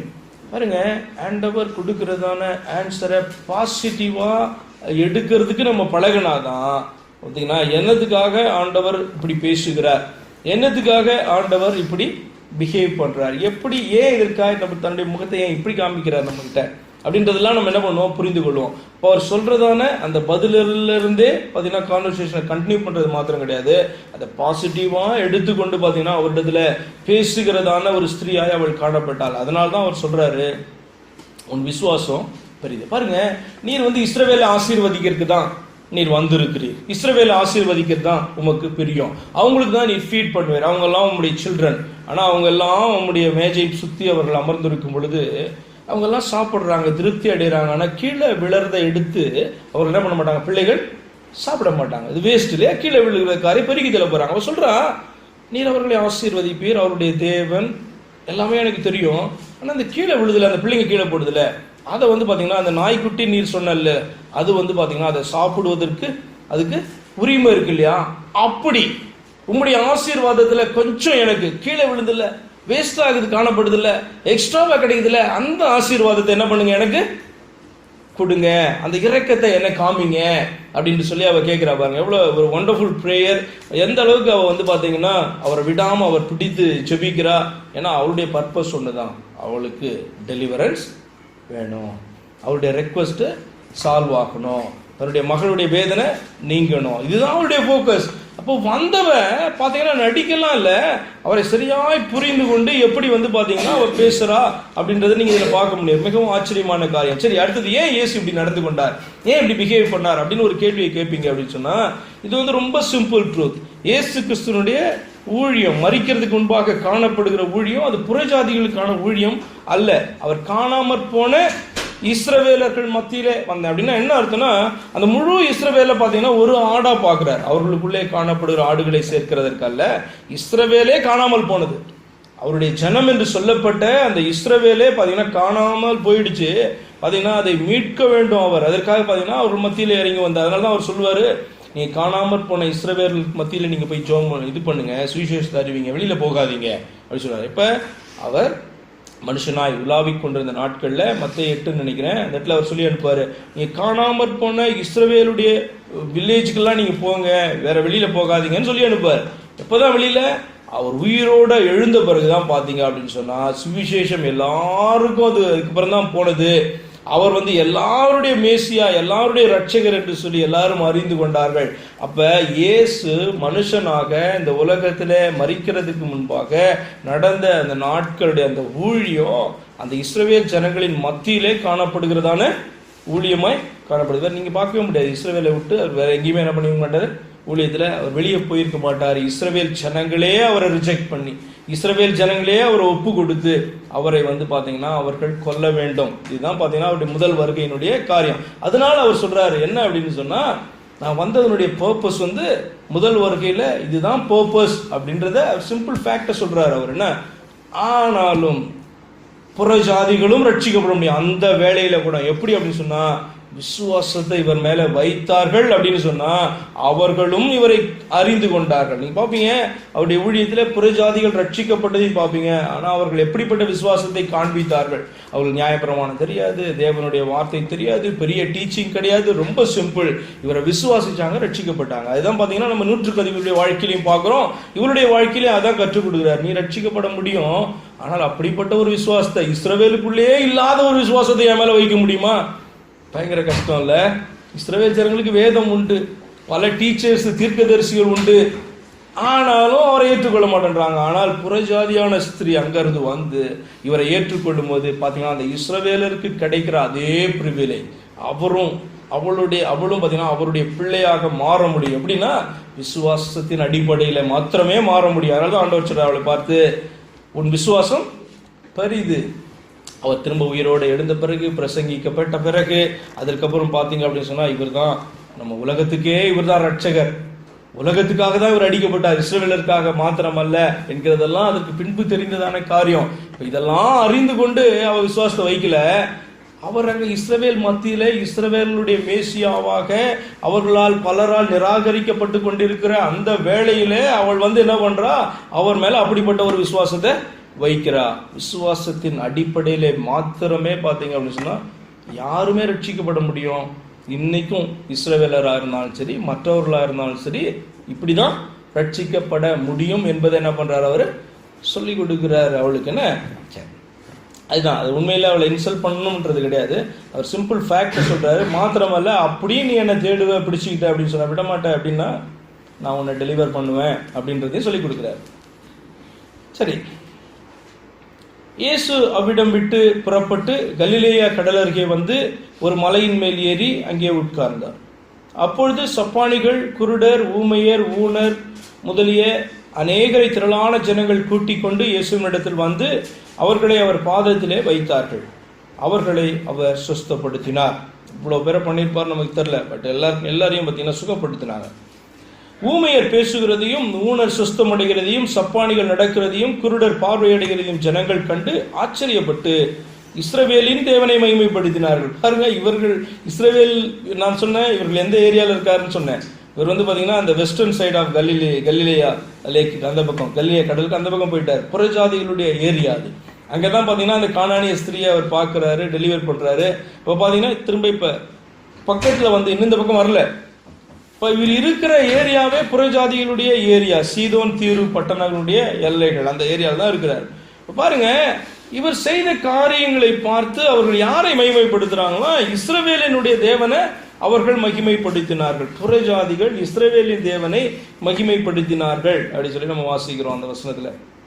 பின்பு இயேசு தம்முடைய சீஷர்களை அழைத்து, ஜனங்களுக்காக பரிதபிக்கிறேன். இவர்கள் இடத்தில் 3 நாள் தங்கியிருந்து சாப்பிட ஒன்றுமில்லாது இருக்கிறார்கள். இவர்களை பட்டினியாய் அனுப்பிவிட எனக்கு மனதில்லை. வழியிலே சோர்ந்து போவார்களே என்றார்.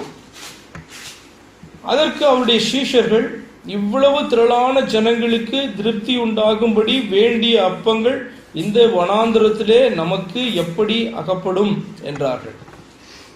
அதற்கு இயேசு, உங்களிடத்தில் எத்தனை அப்பங்கள் உண்டு என்று கேட்டார். அவர்கள் 7 அப்பங்களும் சில சிறு மீன்களும் உண்டு என்றார்கள். அப்பொழுது அவர்கள் ஜனங்களை தரையிலே பந்தியிருக்க கட்டளையிட்டு அந்த 7 அப்பங்களையும் அந்த மீன்களையும் எடுத்து ஸ்தோத்திரம் பண்ணிப்பிட்டு தம்முடைய சீஷர்களிடத்தில் கொடுத்தார். அவர்கள் ஜனங்களுக்கு பரிமாறினார்கள். எல்லாரும் சாப்பிட்டு திருப்தி அடைந்தார்கள். மீதியான துணிக்கைகளை 7 குடை நிறைய எடுத்தார்கள். ஸ்திரீகளும் பிள்ளைகளும் தவிர சாப்பிட்ட புருஷர் 4000 பேராயிருந்தார்கள். அவர் ஜனங்களை அனுப்பிவிட்டு படவில் ஏறி மக்தலாவின் எல்லைகளில் வந்தார். பாருங்க, அங்கே நம்ம 5000 பேருக்கு மேலானவர்களை ஃபீட் பண்ணதை பார்க்குறோம். இங்கே பர்டிகுலராக அது வேற ஏரியா, கலிலேயாவுக்கு இந்த பக்கம், இது கலிலேயாவுக்கு அந்த கடலுக்கு, கலிலேயா கடலுக்கு இந்த புறம். இது 4000 என்று சொல்லப்பட்டிருக்கு. இது வந்து புறஜாதிகளுடைய ஏரியாவாக காணப்படுது. மேபி வேற சீசனாக கூட இருக்கலாம். அங்கே வந்து புல் தரையில வந்து அமர்ந்தார்கள் பார்க்குறோம், இங்கே தரையிலன்னு பார்க்குறோம். ஸோ அப்படிப்பட்ட சில வித்தியாசங்கள்லாம் நம்ம பார்க்க முடியும். ஆனால் அற்புதம் வந்து பார்த்தீங்க அப்படின்னு சொன்னால் அதுக்கு சிமிலரான ஒரு அற்புதம் தான். நான் இதே மாதிரி வேடிக்கையான ஒரு காரியம் 33 அந்த அற்புதங்களை பார்த்து வந்ததான அந்த சீஷர்கள் கேட்குற கேள்விதான் பார்த்தீங்கன்னா, இவ்வளவு திரளான ஜனங்களுக்கு திருப்தி உண்டாகும்படி வேண்டிய அப்பங்கள் இந்த வனாந்திரத்திலே நமக்கு எப்படி அகப்படும் என்றார்கள். அப்ப இவர்கள் வந்து இன்னும் உள்ளத்துல தேவன் வந்து விரும்புகிறதான ஒரு விசுவாசம் வந்து உள்ளத்துல, இதுதான் வந்து உன்னுடைய வாய் பேசுச்சுன்னா கண்டுபிடிச்சிடலாம் அப்படின்னு சொல்றதான காரியம். இப்ப நமக்கெல்லாம் வந்து அதை பார்க்காதவர்கள் இவர்கள் பார்த்தீங்கன்னா அப்பதான் பார்த்துருக்காங்க. என்ன, நான் போன வாரம் எக்ஸ்பிளைன் பண்ணேன், போன வாரம் தான் நம்ம பார்த்தோம் அந்த காரியத்தை. இது வந்து ஒன்லி கிரியேட்டரே பண்ணக்கூடியதான ஒரு அற்புதம். எது, இந்த மீன்கள் மல்டிப்ளை ஆகிறதும், அதாவது பொரிச்ச மீன் மல்டிப்ளை ஆகிறதும், அதே மாதிரி அப்பம், சுடப்பட்ட அப்பம் மல்டிப்ளை ஆகிறதும் ஒன்லி கிரியேட்டர் மட்டும்தான் அது பண்ண முடியும். அப்போ இதை பார்த்துட்டு வந்தவர்கள், இந்த சீஷர்கள் என்ன சொல்லியிருக்க முடியும், உடனே நீர் கொடுங்க அப்படின்னு சொல்லியிருக்கலாம், நீர் அதை அறிவீர்னு சொல்லியிருக்கலாம். இதெல்லாம் எப்போ, நல்ல அடியெல்லாம் வாங்கினதுக்கு அப்புறம் தான் பேதருக்கு வந்துச்சு, என்ன நீர் என்னை நேசிக்கிறாயா அப்படின்னு சொன்னா. ஃபர்ஸ்ட் என்ன சொன்னா, என்னை காட்டிலும் ஒருவன் நேசிக்கவே முடியாதுன்னு சொன்னான். உயிரோட எழுந்ததுக்கு அப்புறம், உயிரோட அவர் எழுந்ததுக்கு அப்புறம், இவன் மறுதளித்ததுக்கு அப்புறம் அந்த கேள்விக்கு எப்படி பதில் சொல்றான், நீர் அறிவி. இதுதான் மனத்தாழ்மை. அவர் கற்றுக் கொடுத்த சொன்னார்ல, மனத்தாழ்மை நமக்கு வரும். பாருங்க, இவர்கள் வந்து இந்த முதல் விசுவாசத்திலேயே, முதல் அற்புதத்திலேயே இவர் யார் என்கிறதை அறிந்து இவர் விசுவாசித்திருப்பார்கள் என்று சொன்னா, இவர் கேட்கிற கேள்வியிலேயே இவர் அதை தான் எதிர்பார்க்கிறாரு. இவர் என்ன, ஏன்னா நான் வந்து இவர்களை இப்படி அனுப்ப நான் விரும்பல, இவர் சாப்பிட ஒன்றும் இல்லாமல் இருக்காங்க, இவர்களை பட்டினியால் அனுப்பிவிட எனக்கு மனதிலே வழியிலே சோர்ந்து போவாங்க. அவருடைய கன்சர்னை அவர் சொல்றார், ஜனங்களை எப்படி நேசிக்கிறார் அப்படின்றதான காரியமும் அந்த கன்சர்னையும் அவர் சொல்றார். அதற்கு அவருடைய சீசர் உடனே திரளான ஜனங்களுக்கு திருப்தி உண்டாகக்கூடிய வேண்டிய அப்பங்கள் இந்த வனாந்திரத்தில் எங்கே போவோம், இந்த பதிலை நிச்சயமா அவர் எதிர்பார்க்கல. என்ன பதில சொல்லியிருக்கணும், உம்மால முடியும் ஆண்டவரே, நீர் அங்கே பண்ணிடல, இங்கேயும் பண்ண முடியுமா, இப்படியெல்லாம் அவங்க சொல்லியிருக்கலாம். ஆனால் அந்த இருதயத்தில் இருக்கிற அந்த விசுவாசம், அந்த நம்பிக்கை, அதன் அடிப்படையில் தான் அந்த டக்குன்னு அந்த வார்த்தை சாதாரண கான்வர்சேஷனில் வெளியில் வறுமை ஒழிய இல்லை. அப்படின்னு சொன்னால் நீங்கள் யோசித்து பேசிங்கன்னா ஆக்ட் பண்ணலாம். ஆக்டிங்க்கு என்ன பண்ணலாம், நிறைய யோசித்து காரியங்களை உள்ளே வச்சா அப்படி டக்குன்னு அழகாக ஆக்ட் பண்ணலாம். இப்போ ஸ்கிரிப்டெல்லாம் உள்ளே வாங்கிக்குவாங்க. முதல்ல நாடகத்தில் ஸ்கிரிப்டை உள்ளே வாங்கிக்கிட்டு அது உள்ளே வச்சுட்டு அப்புறம் பேசுவாங்க. சடன் மொமெண்ட்டில் பேசணும் அப்படின்னு சொன்னால் அப்படிலாம் என்ன பண்ண முடியாது, பேச முடியாதுல்ல. அப்போ இந்த ஜனங்க இதெல்லாம் சடன் மூமெண்ட்டில் அப்படியே வந்து சாதாரண கான்வர்சேஷனில் பேசும்போது பேசணுன்னே தெரிஞ்சிடும் விசுவாசம் எப்படிறான்னு ஆண்டவர் என்ன பண்ணாரு, கண்டுபிடிச்சிருவாரு. அப்போ இப்படி தான் இவங்களுக்கு காமிச்சு கொடுத்துட்டாங்க, நாங்கள் யார் அப்படின்ட்டு என்ன பண்ணாங்க, காமிச்சு கொடுக்குறாங்க. வாசிக்கிற நமக்கும் பார்த்தீங்கன்னா ஆச்சரியம். இது பார்த்தீங்கன்னா சிரிக்கிறதுக்கு இல்லை, நம்முடைய வாழ்க்கை அப்படிதான். நம்முடைய வாழ்க்கையில் நம்ம பேசுகிற வார்த்தை வந்து பார்த்தீங்க அப்படின்னு சொன்னால் காண்பித்து கொடுக்கும் நம்ம எப்படிப்பட்டவங்க, எப்படிப்பட்ட விசுவாசத்தை ஆண்டவர் மேலே நம்ம வைத்திருக்கிறோம். அம்மா அப்பாவை குறித்து நீங்கள் மற்றவர்கள்ட்ட பேசுகிற வார்த்தை நீங்கள் உண்மையிலே ஹானர் பண்ணுறதா, உள்ள மதிப்பை வைத்திருக்கிறீங்களா, அப்படியா இல்லையா அப்படின்னு சொல்லிட்டு கேட்குற ஸ்மார்ட்டான பிள்ளை கண்டுபிடிச்சிடும். அப்படி தானே இல்லை? நீங்கள் நினச்சிட்டு இருப்பீங்க சும்மா விளையாட்டாக பேசுவீங்க, ஆனால் அந்த பிள்ளையை கண்டுபிடிச்சிடும். உள்ளுக்குள்ளார அந்த பிள்ளைக்கே கண்டுபிடிக்க முடியுதுன்னா பிசாசுக்கு தெரியுமா தெரியாதா, என்ன இருதயத்தில் நீ வச்சிருக்கிற அப்படின்றது அதுக்கு தெரிஞ்சிடும். அப்போ என்ன பண்ணும், அதுக்கேற்ற மாதிரி அது பிளானை மாற்றும். அது பயங்கர இதெல்லாம் கிடையாது, உள்ளே இருக்கிறதெல்லாம் அதுக்கு தெரியாது. நம்ம தான் போட்டு கொடுக்கறது, நம்ம தான் என்ன பண்ணுறது, சொல்லி பேசி நடந்து நான் இப்படி தான் அப்படின்னு காமிச்சு கொடுக்கும்போது அது என்ன பண்ணும், அழகாக திட்டங்களை போடும். உண்மையை சொல்கிறேன், சத்துருக்கு நம்ம உள்ளே காணப்படுகிற காரியம், நம்முடைய இருதயத்தின் நினைவு, இதெல்லாம் அதுக்கு தெரியாது. ஆனால் அந்த இருதயத்தின் நினைவை நாம் என்ன பண்ணுவோம், நம்முடைய வாயினால, நம்முடைய செயல்னால, நம்ம உத்து பார்க்குற காரியங்களினால, இதிலெல்லாம் நம்ம என்ன பண்ணுவோம், அதுக்கு சொல்லி கொடுத்துருவோம். உடனே அது என்ன பண்ணும், திட்டங்களை வகுத்து எப்படி கவுக்கலாம், எப்படி குளிய வெட்டலாம், எப்படி அந்த ஆத்துமாவை, அப்படி சிம்பிள் அதுதான், உன்னை வெட்கப்படுத்துறது கிடையாது, உன் ஆத்துமாவை எப்படி பட்சிக்கலாம் அப்படின்ட்டு பிளான் பண்ண அது ஆரம்பித்து விடும். பாருங்க, அப்படிப்பட்ட அற்புதத்தை செய்தார். நான் இது முன்னாடியே நான் எக்ஸ்பிளைன் பண்ணியிருக்கேன். என்ன சொல்றது, கொஞ்சம் வித்தியாசம். இந்த மீதியான துணிக்கைகளை அவர்கள் 7 கூடை, இந்த கூடைன்னு சொல்றது அந்த பயன்படுத்த வார்த்தை அங்கேயும் கூடைன்னு தான் இருக்கும், பேஸ்கெட்டுன்னு தான் இருக்கும் இங்கிலீஷில். ஆனால் எப்படி அந்த கிரேக்க மொழியில் பார்க்கும்போது இது வந்து பெரிய பேஸ்கெட் அப்படின்னு சொல்றதான ஒன்று. அவர்கள் பயன்படுத்தின பேஸ்கெட், 2 விதமான பேஸ்கெட் பயன்படுத்துவாங்க. இப்போ பவுலெல்லாம் வச்சு பார்த்தீங்கன்னா கூடையில் வைத்து மேலேருந்து இறக்கினார்கள். அப்போ அதுக்கு பயன்படுத்தப்பட்டதான வார்த்தை வேற, சாதாரண பேஸ்கெட்டுக்கு பயன்படுத்தப்பட்ட வார்த்தை வேறு. அப்போ இது வந்து பார்த்தீங்கன்னா பெரிய பேஸ்கெட் என்றதுக்கு பயன்படுத்தப்பட்ட அது வார்த்தை. சும்மா உங்களுடைய நாலேஜுக்காக நான் சொல்கிறேன். இன்னைக்கு 7 கூடை நிறைய அவர்கள் எடுத்தார்களாம். சரி, ஏதாவது இதில் கொஸ்டின்ஸ் இருந்தால் நீங்கள் கேளுங்க. நீங்கள் திரும்ப வாசிக்கும் போது உங்களுக்கு இதில் இந்த கர்த்தர் அநேக வேறு காரியங்களை வேறு கோணத்தில் ஆண்டவர் சொல்லிக் கொடுப்பார். இதுலேருந்து உங்களுக்கு எனக்கு தெரிஞ்சதான சில காரியங்களை நான் உங்களுக்கு சொல்லி கொடுத்துருக்கேன். அதான் சொல்கிறேன்னா சில காரியங்கள், அவ்வளோதான்.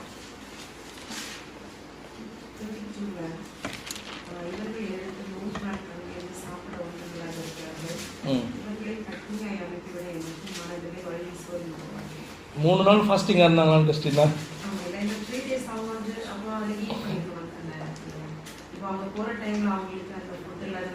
இது ஆக்சுவலாக எப்படின்னா, இப்போ அந்த காலத்தில் போகிற இடத்துலலாம் என்ன கிடைக்காது, வாட்டரோ இதுவோ கிடைக்கும், ஃபுட்டு கிடைக்குமோ அப்படின்ட்டு கிடையாது. ஏன்னா இப்போ நமக்கு தெரியும், நம்ம ஒரு காலத்தில் இப்போ ஒரு 50 இயர்ஸ் பேக், ஒரு காலம்னு சொல்லலை, நம்மளுடைய ஜெனரேஷனே நமக்கு தெரியும், பார்த்துருப்போம். உங்களுக்கு நிறைய பேர் 50 ஆகிருக்காது, ஒரு 40 வயசு தான் வச்சுக்கோங்க. 40 வருஷத்துக்கு முன்னாடி என்ன பண்ணுவோம், நிறைய அந்த சாப்பாடெல்லாம் கட்டி எடுத்துக்கிட்டு என்ன பண்ணுவாங்க, போவாங்க. இப்போ அப்படி கிடையாது. பஸ்ஸில் போகிறதுனாலும் 12 hours ஜேர்னினாலும் எங்கே வேணாலும் நின்று ஹோட்டலில் என்ன பண்ணலாம், சாப்பிட்டு போயிடலாம். அப்போது ஹோட்டல்ஸ் இருக்கும், அதிகம் இருக்காது.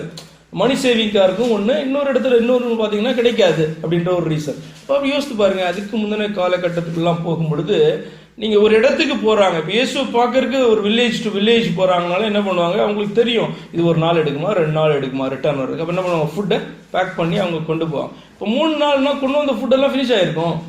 அப்போ ஆனால் ஒருத்தன் வச்சிருக்காங்க இன்னும். அப்போ கொண்டு வந்தார்கள், ஃபுட்டை சாப்பிட்ருப்பாங்க. அவர்கள் வந்து பார்த்தீங்க அப்படின்னு சொன்னால் ஒருத்தன்ட்ட இன்னும் கொஞ்சம் இருக்குது. அப்படி சில இடத்துலாம் இருந்திருக்கும். பிரச்சனை என்னென்னா இவர்கள் அனுப்பும்போது பார்த்தீங்கன்னா ஃபுட் இல்லாமல் அவங்க என்ன பண்ணுவாங்க போவாங்க. மேபி 2 days ட்ராவலாக இருக்கலாம், இல்லை 3 days ட்ராவலாக இருக்கும். அப்போ என்ன பண்ணுவாங்க, கஷ்டப்பட்டுருவாங்கல்ல. அப்போ அந்த கன்சர்னில் அவர் சொல்கிறார்.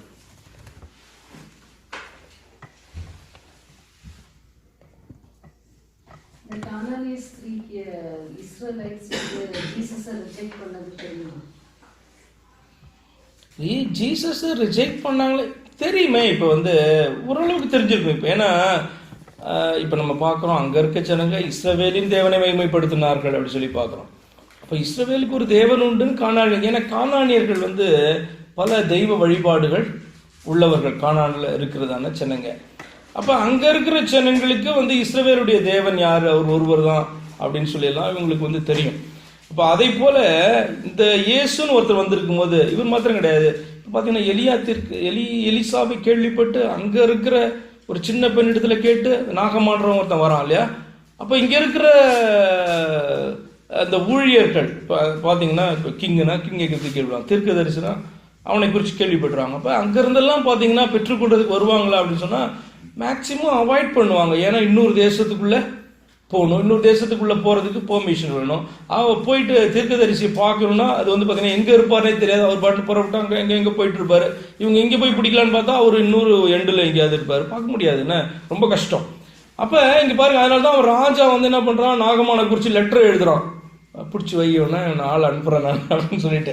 அப்போ இந்த இடத்துல பார்த்தீங்கன்னா பல காரியங்களை என்ன பண்ணியிருப்பா கேள்விப்பட்டுருவாங்க. ஏன்னா இது இஸ்ரவேலுக்குள்ளே காணப்படுற ஒரு தீர்க்கதரிசி, ஒரு போதகர் என்று சொல்லி சிலரால் அங்கீகரிக்கப்பட்டார், சிலரால் தள்ளப்பட்டார். இப்போ இந்த நியூஸ் எல்லாம் போயிருக்குமானா போயிருக்கு. போன அதிகாரத்தில் நம்ம ஒரு காரியத்தை பார்த்தோம்ல, போன அதிகாரத்தில் கடைசி வசனத்தில் நம்ம என்ன பார்த்தோம், அவருடைய வஸ்திரத்தின் ஓரத்தை ஆகிலும் அவர்கள் தொடும்படி உத்தரவாக வேண்டும் என்று அவரை வேண்டிக் கொண்டார்கள். தொட்டை யாவரும் சுஸ்தமான. ஏன் இப்படிப்பட்ட ஒரு ஐடியாவே ஃபர்ஸ்ட் வந்துச்சு அவங்களுக்கு?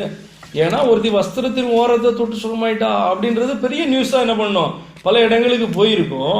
அப்போ போன ஜனங்க இவர் வந்து பாத்தீங்கன்னா இந்த ஊழியத்தை செய்ய முடியாத அளவுக்கு வந்தீங்கன்னா ஜனங்கள் நெருக்குறாங்க அப்படின்னு நம்ம பார்க்குறோம் பல இடத்துல. அப்போ அப்படி காணப்படும் போது இப்படி கேட்குறாங்க, பெர்மிஷன், வஸ்திரத்தின் ஓரத்தையாவது அங்கேயாவது நாங்கள் தொட்டு நாங்கள் சுகமாயிடுறோம் அப்படின்னு பெர்மிஷன் கேட்டு நிறைய பேர் தொட்டாங்கன்னு பார்க்குறோம். அப்போ பரவி இருக்கும், இவரை ரிஜெக்ட் பண்ணாங்கன்னு பரவி இருக்கும், சிலர் ஏற்றுக்கொண்டாங்கன்னு பரவி இருக்கும். ஏன் கூட இருக்க சீஷர்களே யூதர்கள் தானே, ஏற்றுக்கொண்ட ஒரு சிறு கூட்டமும் உண்டு அப்படின்னும் தெரியும். பல விஷயங்களை கேள்விப்பட்டிருப்பாங்க. ஆனால் டிசைட் பண்ணுறது இவங்க டிசைட் பண்ணணும், ஒவ்வொரு ஆத்மாவும்.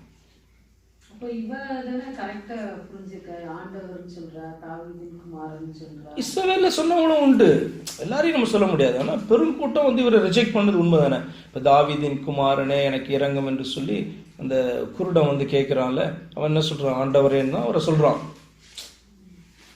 இப்போ அப்படி ஏற்றுக்கொண்டவங்க உண்டு. இப்போ ஆண்டவரேன்னு ஒரு சொல்றது பெரிய விஷயம் கிடையாதுண்ணே. இப்போ ஆண்டவரே அப்படின்னு சொன்னா அது ரூல் பண்றவர்னு அர்த்தம். பிரபுக்கள் எல்லாம் ஆண்டவர்னு சொல்லுவாங்க.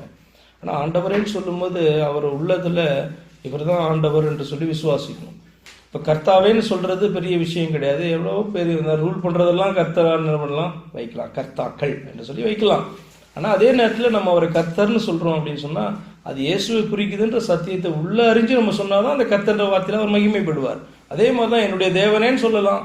ஆனால் அதே நேரத்தில் நம்முடைய தேவன் யாருன்றதை உள்ளதில் அறிந்து விசுவாசித்து நம்ம அந்த வார்த்தையை சொல்லும் போது தான் அவர் அதில் மகிமைப்பட முடியும். இல்லைன்னா அந்த வார்த்தையை யாருக்கு வேணா யூஸ் பண்ணலாமே. நம்ம பார்க்குறோமே அதே வார்த்தையை வந்து பார்த்தீங்கன்னா பிசாசு யூஸ் பண்ணுறான், அந்நிய ஜனங்க யூஸ் பண்ணுறாங்க. ஆனால் அதில் ஆண்டவர் மகிமைப்பட முடியாது. ஏன் அப்படின்னு சொன்னால் அவருடைய இருதயத்தில் அவர்கள் தேவன் என்று நம்பிக்கொண்டிருப்பது வேறையா காணப்படுது. இப்போ தேவன் வாயில வர்ற வார்த்தையினால மகிமைப்படுவாரா? படமாட்டார். இயேசுன்னு சொல்ற வார்த்தையினால மகிமைப்பட்டுவாரா? படமாட்டார். அந்த இயேசு யாருன்றதை உள்ளதுல அறிந்திருந்தால்தான் அந்த கணம் மகிமையும் அவருக்கு போய் சேரும், இல்லைன்னா போகாது. நிறைய விஷயம் இருக்குது அதில். என்ன நம்ம வர்ஷிப் பண்ணுறதுலையும் நம்ம அவர் அட்ரஸ் பண்ணுற காரியங்கள்லையும் அது உள்ளத்தில் நம்ம நம்புகிற நம்பிக்கையிலேருந்து அது வரணும். அது பிசாசு சொல்லும். நம்ம பார்த்துருக்கோம், நானும் பார்த்துருக்கேன். பிசாசு வந்து பார்த்தீங்கன்னா இயேசுன்றதை சொல்லும், ஆனால் இயேசுவை கர்த்தர்னு சொல்லாது. அவர் மட்டும்தான் தேவன்னா அதை சொல்ல முடியாது அதால். ஆனால் அதே நேரத்தில் சொல்லும், கர்த்தாவேன்னு சொல்லும், சங்கீதத்தை வாசிக்கும், பைபிள் எல்லாம் ஃபுல்லாக வாசிக்கும், கரைச்சி குடிச்சு பேசும். ஆனால் குறிப்பிட்ட ஒருவரை குறித்து சொன்னால் அது சொல்லாது. ஐ மீன் ஏற்றுக்கொள்ள அப்படின்னு சொன்னால், அதாவது அது வந்து அறிக்கை பண்ண முடியாது, அதுக்கு தெரியும், அதுக்கு அறிக்கை பண்ணாது, அதுதான் விஷயம். அப்போ நம்மளும் வந்து சொல்றதான காரியம் அது உள்ளத்தில் விசுவாசத்தோட நம்ம வர்றோம். நம்ம தான் வர்ஷிப்ல ரொம்ப நாளாக பண்ணுறோமே, ஆனால் இந்த வர்ஷிப் பண்ணும்போது அவரை வந்து பார்த்தீங்கன்னா நம்ம என்ன பண்ணணும், உள்ளத்தில் வைத்திருந்தாதான் அந்த வர்ஷிப் சரியான வர்ஷிப். இப்போ சொல்றாருல அழகா அவர் ஏசாயா கோட் பண்றாரு, என்ன, இவர்கள் என்னிடமாய் சேர்ந்து என்னுடைய உதடுகளினால என்ன கனம் பண்றாங்க, ஆனா அவருடைய இருதயமும் எங்கேயோ இருக்கு அப்படின்னு சொல்றாரு. அப்படி நம்ம இருதயம் இருக்கக்கூடாது, அது இருதயம் எங்கேயோ போயிடுச்சுன்னு அர்த்தம் கிடையாது. இருதயத்துல நான் இல்லை அப்படின்னு சொல்றாரு. தேவன் எனப்படுகிற இருதயத்துல கிடையாது, ஆனா வாயிலையோ பார்த்தீங்கன்னா வசனங்கள் மூலமா வந்துட்டே இருக்கு. ஏன்னா வசனத்தை படிச்சாச்சு, நிறைய வசனம் மூலமா வந்துட்டு இருக்கோம். ஆனா உள்ள இயேசுவை ஏற்றுக்கொள்ளல அப்படின்னு சொன்னா எங்க போகுது ஆராதனை? ஓகேவா?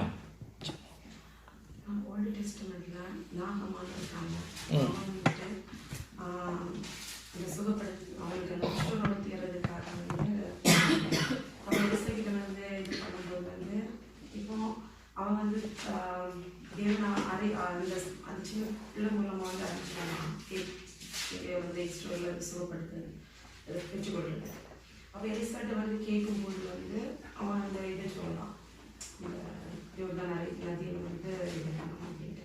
அப்போ அவன் அதை கண்ணை பிறந்து அவனுக்கு அந்த டெலிவரிஸ் கிடைக்குது.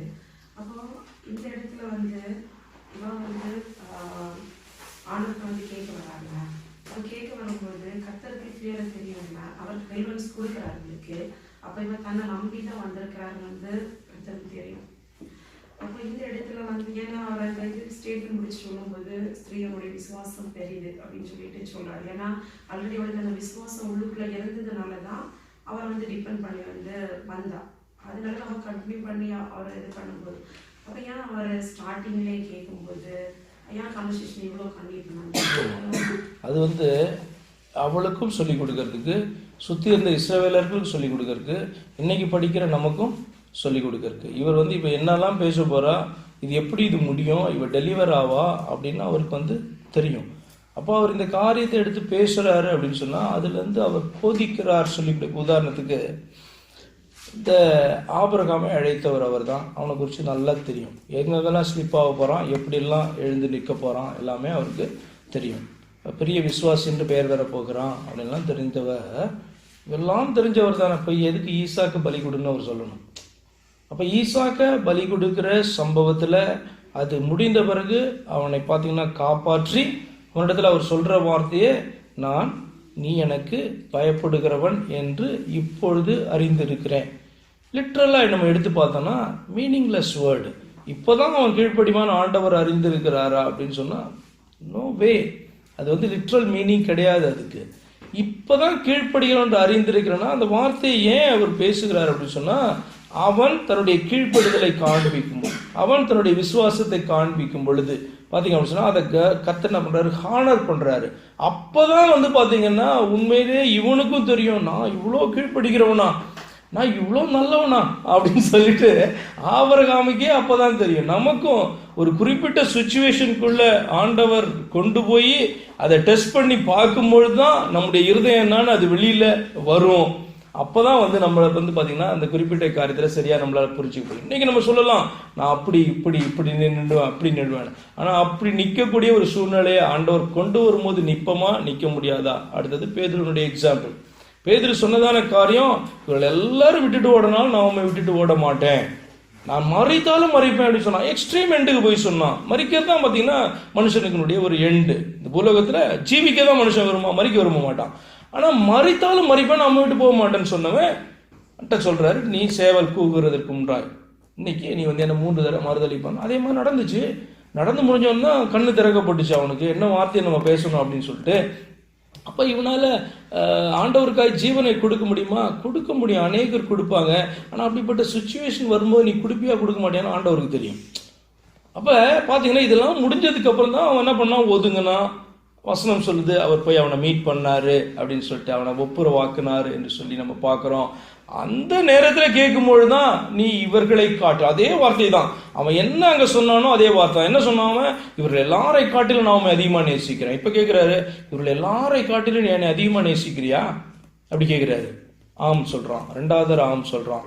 திரும்பவும் கேட்டோன்னா அவன் வருத்தப்பட்டு, உனக்கு தெரியும் இவர் ஏதோ ஒன்று சொல்லி கொடுக்க போறாரு, டேஞ்சரான ஆள் இவர் அப்படின்னு சொல்லிட்டு உங்களுக்கு தெரியும் அப்படின்னு சொல்லிட்டு என்ன பண்ணா, தன்னை தாழ்த்தி அவன் ஒத்துக்கிட்டான். தன்னுடைய நிலையை அவனுக்கு தெரியும், ஏன்னா கற்றுக் கொடுத்துட்டாரு ஆல்ரெடி. நீ சும்மா விடுற வார்த்தையெல்லாம் நீ வந்து நிறைவேற்ற முடியாது. அதான் பொருத்தனை பண்ணும்போது ரொம்ப ரொம்ப கேர்ஃபுல்லாக இருக்கணும். பொருத்தனை பண்ணி அது செய்யாதிருப்பதை காட்டிலும் பொருத்தனை பண்ணாதிருப்பது நல்லோம். ஆமானா ஆமான்னு சொல்லி, இல்லைன்னா இல்லைன்னு சொல்லு. ஏன்னா புதிய ஏற்பாட்டில் அது ஆணைக்கு ஒப்பிடப்பட்டிருக்கும். இது பேர்ல ஆணையிடு, அது பேர்ல ஆணையிடு, நான் அப்படி நின்றோம் ஆண்டவரை, உன்னால ஒண்ணுமே முடியாது உனக்குன்றார் ஆண்டவர். பரலோகம் வந்து பார்த்தோன்னா உட்கார்ந்து இருக்கிறது ஆண்டவருடைய இடம். அது இந்த பூமி வந்து பார்த்தீங்கன்னா ஒரு கால் வைத்திருக்கிற இடம். இது ஒப்பிட்டு அவர் பேசுறாரு. இந்த முடியை கருப்பாக்கோ வெள்ளையாக்கோ உன்னால முடியாது. அப்போ ஏன் முடியும்னா, ஆண்டவரே உங்களுக்கு நான் செய்ய சித்தமா இருக்கிறேன், நான் செய்யறேன்னு சொல்லு. அதுக்கு ஏன் பெருசா நீ ஆணையெல்லாம் விடுற, பெரிய பொருத்தனை எல்லாம் பண்ற?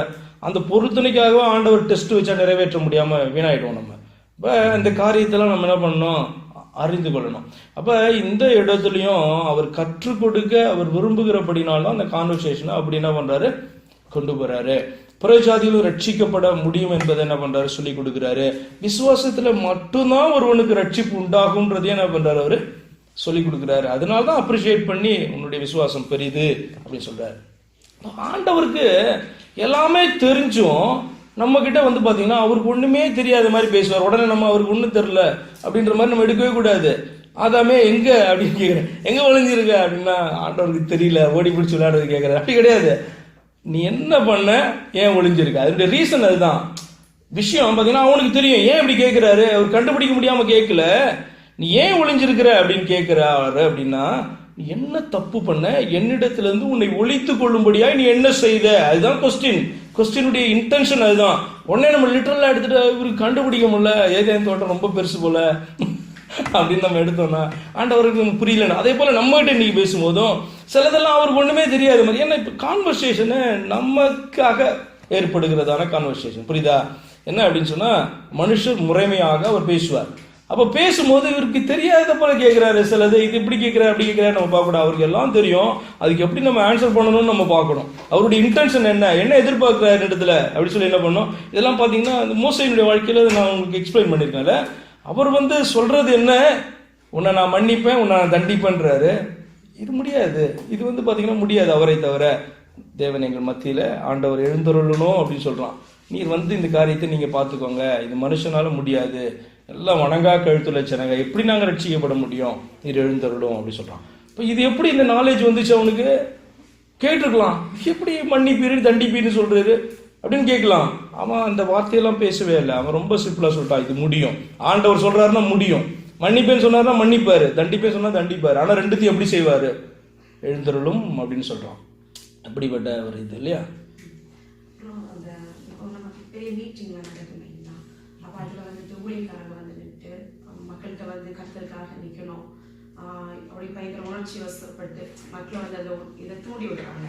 தூண்டி விடுறாங்க மீன்ஸ் தானே, கர்த்தருக்காக நம்ம வைராக்கியமாக நிற்கணும், இப்படி நிற்கணும் அப்படின்லாம் சொல்றாங்க. பட் ஆனால் இப்போ பேதுரு சொல்லும் போதும், பேதுரு வந்து நான் இப்படி நிற்பேன் அப்படின்னு சொல்லும்போது, கர்த்தர் வந்து அதில் கற்றுக் கொடுக்குற காரியம் என்னன்னா, உன்னால நிற்க முடியாது, மனுஷன் உன்னுடைய பலத்துல நிற்க முடியாது, சார்ந்து கொள்ளும். அதுல பிளேயர்னு சொல்லும் போதும் நான் எவ்வளவு காசு தந்தாலும் நான் வாங்க மாட்டேன். பட் கர்த்தர் அதுல இல்ல, அப்படி ஏன்னா அதுல இது பண்றாருல்ல, தட் மீன்ஸ் அந்த காசு கொடுக்கும்போது அதுல அவன் சொல்ற வேர்டு அதுல தப்பா இருக்கு, அவனுக்கு அந்த வார்த்தையின்படி அவனால செய்ய முடியல. இப்ப கர்த்தரை சார்ந்து கொள்ளலாம். அப்போ இப்ப என்னோட இது என்னன்னா, இப்ப ஊழியக்காரங்க வந்து கர்த்தர்கிட்ட நம்ம கர்த்தருக்காக வைராக்கியமா நிக்கணும் அப்படின்னு சொல்லிட்டு வந்து அவங்க வந்து ஜனங்களை வந்து உணர்ச்சியை தூண்டி விட்டு அவங்கள திருப்புறாங்க. திருப்பும் போது அந்த இது கொஞ்ச நாட்கள் தானே இருக்கு. அப்போ ஆக்சுவலா அவங்க ப்ரீச் பண்ணும்போது அவங்க வந்து கண்டிப்பா கர்த்தரை சார்ந்து கொண்டுதான் அந்த ஊழியத்தை செய்ய முடியும்னு சொல்றதை வந்து அவங்க மஸ்டா அதுல சொல்ல முடியும். முக்கியமா வந்து அப்படிதான் சொல்லணும். எப்படின்னா மனுஷனுடைய, நம்ம போன வாரம் பார்த்தோம் நினைக்கிறேன்ல, மனுஷனுடைய எமோஷன்ஸை, போன வாரமா இல்லை சண்டேவான்னு எனக்கு தெரியல, மனுஷனுடைய எமோஷன்ஸை தூண்டி விட்டு ஒரு காரியத்தை ஆண்டவர் செய்கிறவர் அல்ல. ஏன்னா அவர் தான் நம்முடைய எமோஷன்ஸை ஈஸியாக வந்து தூண்ட முடியும், நம்மளுடைய சைக்காலஜிக்கலி நம்மளை வந்து டச் பண்ண முடியும். ஆனால் சைக்காலஜிக்கலாக அவர் டீல் பண்ணவே மாட்டார் நம்முடைய காரியங்களை. பார்த்தீங்கன்னா நல்ல சவுண்ட் மைண்டோட அந்த சத்தியத்தை ஏற்றுக்கொண்டு அந்த சத்தியத்துக்கு கீழ்ப்படிய வைக்கிறது தான் ஆண்டவருடைய விருப்பம். அவர் வசனம் எப்படி காணப்படும், அவர் பார்த்தீங்கன்னா அடிக்கப்பட பொழுது அவர் பயமுறுத்தாமல் இருந்தார். இப்போ கர்த்தர் பயமுறுத்துறதுன்னா கர்த்தரை காட்டிலும் யாராலையும் பயமுறுத்தவே முடியாது. பிசாசுலாம் ஒன்றுமே கிடையாது. நம்மளை பயமுறுத்தி கீழ்ப்படிய வைக்கிறதுனா ஆண்டவரால் தான் அது முடியும். மிக எளிதான காரியம். ஆனால் அது அவர் செய்யவே மாட்டார். அவருக்கு விருப்பம் இல்லாத காரியம். நம்மளை பயமுறுத்தி, நம்மளை கார்னர் பண்ணி, நம்மளை எமோஷ்னலாக பிளாக்மெயில் பண்ணி உன்னை செய்ய வைக்க ஆண்டவர் விரும்ப மாட்டார். நல்ல சுய சிந்தனையோட, அதாவது ஃப்ரீடம்னுடைய, சுதந்திரம்ன்ற அர்த்தமே இதுதான். நமக்கு சுதந்திரத்தை கொடுத்துருக்காரு. அந்த சுதந்திரத்தை பயன்படுத்தி ஆண்டவரை ஏற்றுக்கொள்ள சொல்றாரு. இப்போ எவ்வளோ லவ்விங் காட், அதான் லவ்விங் காடுன்னு சொல்றது. இப்போ மற்றவங்களாம் பயமுறுத்தி நம்மளை என்ன பண்ணுவாங்க, செய்ய சொல்லுவாங்க, எமோஷன் ஆக்கி செய்ய சொல்லுவாங்க. அப்போ இன்னைக்கும் ஊழியக்காரங்க பயப்படுத்தி மனுஷனை ரட்சிப்புகளை நடத்துறது தவறான காரியம். இயேசுவே அந்த காரியத்தை என்ன பண்ணல, செய்யலை. சீஷர்களும் இந்த காரியத்தை என்ன பண்ணல, செய்யலை. பயமுறுத்தி ஆண்டவர் இப்படிலாம் ஒன்று அடிச்சிருவார், இப்படிலாம் தண்டிச்சிருவார் அப்படிலாம் சொல்லலை. ஃபேக்ட் சொன்னாங்க. அஃப்கோர்ஸ் நீ இப்படி இருந்தால் இப்படி தான் போவ, இப்படி இருந்தால் நரகத்துக்கு போவ, இதெல்லாம் உண்மை. அது பற்றின வசனங்களின் மூலமாக சொல்லி கொடுத்தாங்க. ஆனால் ஒரு மனுஷனை ரட்சிப்புகளை நடத்துறதுக்கு அவனை அவர்கள் பயமுறுத்தலை, எமோஷனல் பிளாக்மெயிலாம் பண்ணலை. அப்போ அந்த மாதிரியான கைண்ட் ஆஃப் டீச்சிங்கே அது வந்து கர்த்தரிடத்துலேருந்து, வேதத்திலேருந்து வராததான டீச்சிங். இப்போ ஆண்டவர் வந்து இவங்களை பயன்படுத்துவார் அப்படின்னு பார்த்தீங்கன்னா, ஒரு காரியத்தை ஆண்டவர் ஸ்பெசிஃபிக்காக அவங்ககிட்ட சொல்கிறாருன்னா அவங்ககிட்ட நீ சொல்கிறது தவறே கிடையாது. நீ ஆண்டவருக்காய் வைராக்கியமாக நிற்கணும், ஆண்டவருக்காய் நீ எழும்பணும், ஆண்டவர் அதை விரும்புகிறார் அப்படின்லாம் நீங்கள் ஆண்டவர் பேசும்போது அவங்கள்ட்ட சொல்கிறது தப்பு கிடையாது. ஆனால் ஒரு மனுஷனை ரட்சிப்புக்குள்ளே நடத்துறதுக்காக அவனை பயமுறுத்த வேண்டிய அவசியம் கிடையாது. அப்படின்னா அவர் ரொம்ப ஈஸியாக அந்த காரியத்தை பண்ணிடுவார். ஆனால் அது அன்னைக்கும் பண்ணலை, இன்னைக்கும் பண்ணலை, என்னைக்குமே அவர் அந்த காரியத்தை பண்ண மாட்டார். வசனத்தின் அடிப்படையில் சத்தியம் இதுதான் என்று சொல்லி கொடுத்து அதற்கான சந்தர்ப்பங்கள் எல்லாம் ஆண்டவர் கொடுப்பார். நம்மளும் அதெல்லாம் அவாய்ட் பண்ணிட்டு போயிட்டே இருப்போம். எங்கே வந்தெல்லாம் வரும். அதை குறித்து தானே சேம் சப்ஜெக்டில் சத்தியங்கள் வந்து ஒன்று மனதின் பொறுக்கு வந்து பார்த்தீங்கன்னா ஏவி கொண்டு இருக்கும். ஆனால் மனுஷன் பார்த்தீங்கன்னா உள்ளுக்குள்ளே கிளியராக டிசைட் பண்ணுவான் கிடையாது அப்படின்னு சொல்லிட்டு. அப்போ இன்னைக்கும் ரட்சிப்பு அப்படின்னா என்ன அர்த்தம்னா, வேதத்தினுடைய சத்தியத்தை ஏற்றுக்கொண்டு அதுக்கு எஸ் அப்படின்னு சொல்றதுக்கு பேர் தான் ரட்சிப்பு. நோ அப்படின்னு சொல்றதுக்கு பேர் அதை ரிஜெக்ட் பண்றது. இப்போ இயேசு கிறிஸ்து யார், இவரால் தான் ரட்சிப்பு உண்டாகும்னு வேதத்தின் அடிப்படையில் நாம விசுவாசிக்கணும். அதான் சுவிசேஷம். சுவிசேஷம் அறிவிக்கணும், அதை நம்ம ஏற்றுக்கணும். அது எப்படி, எமோஷனலாக செய்யறது கிடையாது. அது உள்ள ஏற்றுக்கொண்டு டிசைட் பண்ணுகிறதான காரியம் தான் அது. அதுக்கு என்ன வேணும், முக்கியமா சவுண்ட் மைண்ட் வேணும். ஒருத்தனை மனுஷனை அப்படியே, நான் இதுதான் அந்த எக்ஸாம்பிளில் சொன்னேன், நான் சண்டேன்னு நினைக்கிறேன். ஒருத்தனை பயங்கரமாக வந்து இது பண்ணி ஒரு பிரசங்கத்தில் பார்த்தீங்க அப்படின்னு சொன்னால் சைக்காலஜிக்கலாக என்ன பண்ண முடியும், அவங்கள வந்து சிந்திக்க முடியாத அளவுக்கு பிரசங்கத்திலே கொண்டு போயிட்டு நீ நகையை கழட்டி போட்டால் தான் ஆசீர்வதிப்பாங்க, முடிச்சுட்டு நகையை கழட்டி போட்டுட்டு காணிக்கை பையில் போட்டுட்டு தான் போவாங்க. அந்த அளவுக்கு என்ன பண்ண முடியும், பிரசங்கத்தை எடுக்க முடியும். ஆண்டவர் அதை விரும்புகிறாரா? நோ, ஆண்டவர் அதை விரும்பலை. உன்னிடத்துலேயே ஆண்டவர் அவரே பேசி இது உனக்கு வேணாம் அப்படின்னு சொல்லி பண்ணுறது வேற காரியம். ஆனால் ஒரு மனுஷன் அங்கே இருந்துட்டு பிரசங்கத்தின் மூலமாக ஒரு காரியத்தை சொல்லி சைக்காலஜிக்கலாக அவங்கள வந்து பார்த்தீங்கன்னா அவங்களுடைய மனநிலையை வந்து இது பண்ணி ஒரு காரியத்தை சொல்லு, இப்போ எழுதுல அப்படின்னு சொன்னால் எல்லாரும் எழுந்துவாங்க. அப்படி செய்ய சொல்கிறாரு ஆண்டவர்னா, ஒருபோதும் அவர் இந்த மாதிரி வேலை கையை தூக்கு, எல்லாரும் கை தூக்கு, யாரெல்லாம் ஏற்றுக்கொண்டீங்க இப்போ இப்படி பண்ண வேலையெல்லாம் அவர் பண்ணவே மாட்டார். அதெல்லாம் புதுசாக இன்றைக்கி புதுசாக வந்திருக்குதானே டெக்னிக்ஸ் என்ன. அதனால் நான் என்னைக்கே கை தூக்க சொன்னா இது அப்படின்னு நினச்சிடாதீங்க நீங்கள். அது ஏதாவது காரியத்தை கேட்கறதா சொல்லுங்க. அப்போ யோகுல எலிபாஸ் வந்து அந்த யோகு வந்து குற்றம் சாட்டும் போது 22 முகந்தாரம் இல்லாமல் உங்களுடைய சகோதர கையில் அழகு வாங்கி ஏழைகளின் வஸ்திரங்களை பறித்துக் கொள்ளுங்கள். விடாய்த்தவனுக்கு தாக்கத்துக்கு தண்ணீர் போடாமலும் பசித்தவனுக்கு போஜனம் போடாமலும் போதியும். பலவானுக்கு தேசத்தில் இடம் உண்டாயிற்று, கனவான் அதற்கு குடியேறினான். விதவைகளை வெறுமையாய் அனுப்பிவிட்டு தாய் தகப்பன் இல்லாதவர்களின் பிள்ளைகள் முடிக்கப்பட்டது. ஆகையால் கண்ணிகள் உண்மை சூழ்ந்திருக்கிறது. வசனம் இது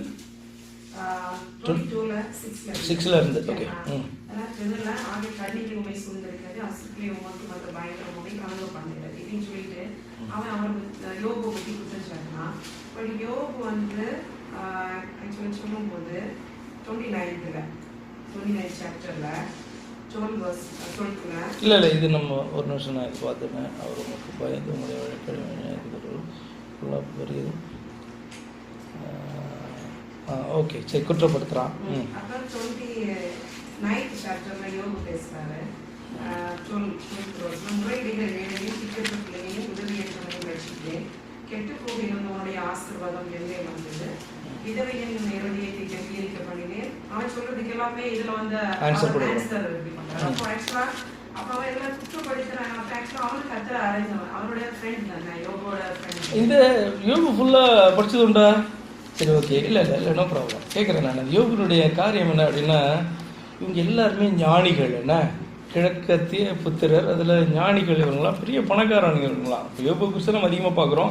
பட் அவன் ஃப்ரெண்ட்ஸும் பார்த்திங்கன்னா அது மாதிரி ஐஸ்வர்யவான்கள் மாத்திரமல்ல, கர்த்தரை குறித்த நாலேஜும் அவர்களுக்கு உண்டு. அதே நேரத்தில் பார்த்திங்கன்னா மிகுந்த ஞானிகள் 4 பேர், இன்னொருத்த வந்து பேசுகிறான் அவனும் கூட.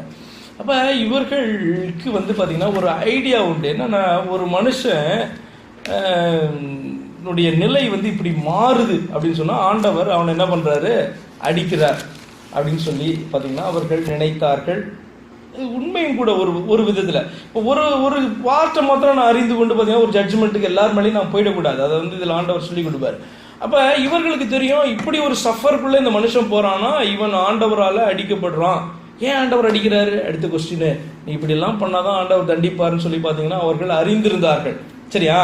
அப்போ இவர்களுக்கு தெரியும் இவன் நல்லவன், இப்படிலாம் செய்கிறவன் தான். ஆனால் இன்னைக்கு பார்த்தீங்கன்னா யோபுடைய நிலைமைக்கு ஒரு சொல்யூஷனை இவர்களால் கொடுக்க முடியல. ஏன் வந்து இப்படி நடந்தது? இப்போ இவனை ஆறுதல் படுத்துறதுக்கு இவங்க வராங்க. இப்போ ஆறுதல் படுத்துக்க வந்தவங்ககிட்ட பார்த்தீங்கன்னா யோபு புலம்புறான். நான் வந்து தான் நீதிமான்ன்றதான அந்த காரியத்தை குறித்து புலம்புறான். நான் இப்படி தப்பு பண்ணல, அப்படி தப்பு பண்ணல, ஆனாலும் சர்வ வல்லவர் என்ன பண்ணுறாரு, அடிக்கிறாரு, என்னை மூடுறாரு, இதெல்லாம் பண்ணுறாரு என்று சொல்லி என்ன பண்ணுறான், அவன் புலம்பல் பாடி கொண்டு இருக்கிறான். அப்போ இவர்கள் என்ன பண்ணாங்க, நீ செய்யறதே தப்பு, ஏதோ பண்ணியிருக்க நீ. இப்போ நம்ம இன்னைக்கு சொல்கிறோம்ல, ஏதோ பண்ணிருமா, அதனால தான் இவனுக்கு கட்டணும் சொல்கிறோம்ல. அதை போல இவர்கள் என்ன பண்ணுறாங்க அப்படின்னு சொன்னால் அவனை குற்றப்படுத்துகிறாங்க. ஏன் அப்படின்னு சொன்னால் இதுக்கு ரீசன் வேறு எதுவுமே இருக்க முடியாது, இது யோபு பண்ணின ஏதோ ஒரு காரியம் அப்படின்னு சொல்லிட்டு பார்த்தீங்கன்னா அவர்களுக்கு தெரிந்ததெல்லாம் அவர்கள் என்ன பண்ணுறாங்க, யோபு மேலே சாற்றுகிறார்கள். ஆனால் யோபு வந்து அவன் சொன்னது தான் உண்மை அப்படின்னு சொல்லிட்டு ஆண்டவர் கடைசியில் சொல்கிறார். ஏன்னா பிகினிங் ஸ்டேட்மெண்ட்டும் என்ன கொடுக்குது, உத்தமனும் நீதிமானமாய் இருக்கிற யோபு அப்படின்னு தான் வந்து பார்த்தீங்கன்னா ஆண்டவர் சாட்சி கொடுக்குறாரு. முடியும் போதும் அதே சாட்சி தான் சொல்கிறாரு. என்னன்னா, உன்னை போல உன்னுடைய சிநேகிதர்கள் என்னை குறித்து அவர்கள் நிதானமாய் பேசவில்லை. அப்படின்னா என்ன ராங்கா ஜட்ஜ் பண்ணிட்டாங்கன்னு சொல்றாரு. இவங்க ஜட்ஜ் பண்ணது யோபுவை. ஆனால் ஆண்டவர் சொல்றாரு என்ன அவர்கள் ராங்கா ஜட்ஜ் பண்ணிட்டாங்க அப்படின்னு சொல்றாரு. காரணம் என்ன, நான் இவனை தண்டிச்சது அல்லது இந்த சிக்ஷைக்குள்ள அனுப்பினதுடைய ரீசனே வேற. உங்களுக்கு தெரியாத காரியத்தை நீங்க அவனை குறித்து குற்றப்பட்டுக்கிறீங்க. இதுக்கெல்லாம் நான் அவனை சிக்ஷிக்கவே இல்லை. இன்னும் கேட்டா இதுக்கு பேர் ஆக்சுவலா சிக்ஷையே கிடையாது. கர்த்தர் வந்து பார்த்தீங்கன்னா இந்த யோபுவின் மூலமா மகிமைப்பட விரும்புகிறார். யோபு யார் என்று சொல்லி எல்லாருக்கும் காண்பிச்சு கொடுக்க விரும்புகிறார், முக்கியமா பிசாசுக்கு. அப்படிப்பட்ட காரியம்லாம் இதுல அடங்கி இருக்கு. அப்ப இவன் பேசுனது எல்லாமே தப்பு. ஞானிதான், ஆனாலும் ஒரு மனுஷனை வந்து ஜட்ஜ் பண்றதுக்கு இன்னைக்கும் நம்மளால முடியாது அப்படின்றத நம்ம உணர்ந்து காணப்படணும். அதே மாதிரி பார்த்தீங்கன்னா ஒரு மனுஷனை ஜட்ஜ் பண்ணும்போது நம்மளே அறியாம நம்ம தேவனை வந்து ஜட்ஜ் பண்றோம். அவர் அநீதி உள்ளவர் என்றும் தவறாக இந்த காரியத்தை அனுமதிக்கிறார் என்று சொல்லியும் ஜட்ஜ்மெண்ட் அவர் மேலே திருப்பிடுவோம் நம்ம. அதனால தான் ஆண்டவர் லாஸ்ட் ஸ்டேட்மெண்ட்ல அப்படி சொல்றாரு, அவர்கள் என்னை குறித்து நிதானமாய் பேசல, உன்னை குறித்துன்னு சொல்ல மாட்டார், அப்படிதானே, என்னை குறித்துன்னு சொல்லுவார். கடைசியில் 40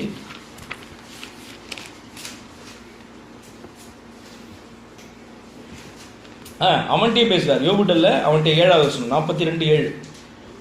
கர்த்தர் இந்த வார்த்தைகளை யோபுடனே பேசின பின்பு கர்த்தர் தேமானியனாகிய எலிப்பாசை, இந்த தலைவர் தான், தேமானியனாகிய எலிப்பாசை நோக்கி, உன்மேலும் உன் 2 சிநேகிதர் மேலும் எனக்கு கோபம் மூழுகிறது.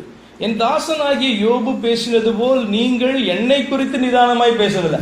இவங்க பார்த்தீங்கன்னா பயங்கரமாக ஆண்டவருக்கு சப்போர்ட் பண்ணி தான் யோபு வந்து என்ன பண்ணாங்க, குற்றப்படுத்தினாங்க. ஆனால் அவரும் அதை எப்படி எடுக்கிறாருன்னா, என்னையே நீ சரியாக புரிஞ்சிக்கல அப்படின்னு சொல்லிட்டு அவர்கள் மேலே அவர் செஞ்ச தப்பை சுட்டி காண்பிக்கிறார். ஸோ அதுதான் அதனுடைய விஷயம். ஓகே, போதுமா?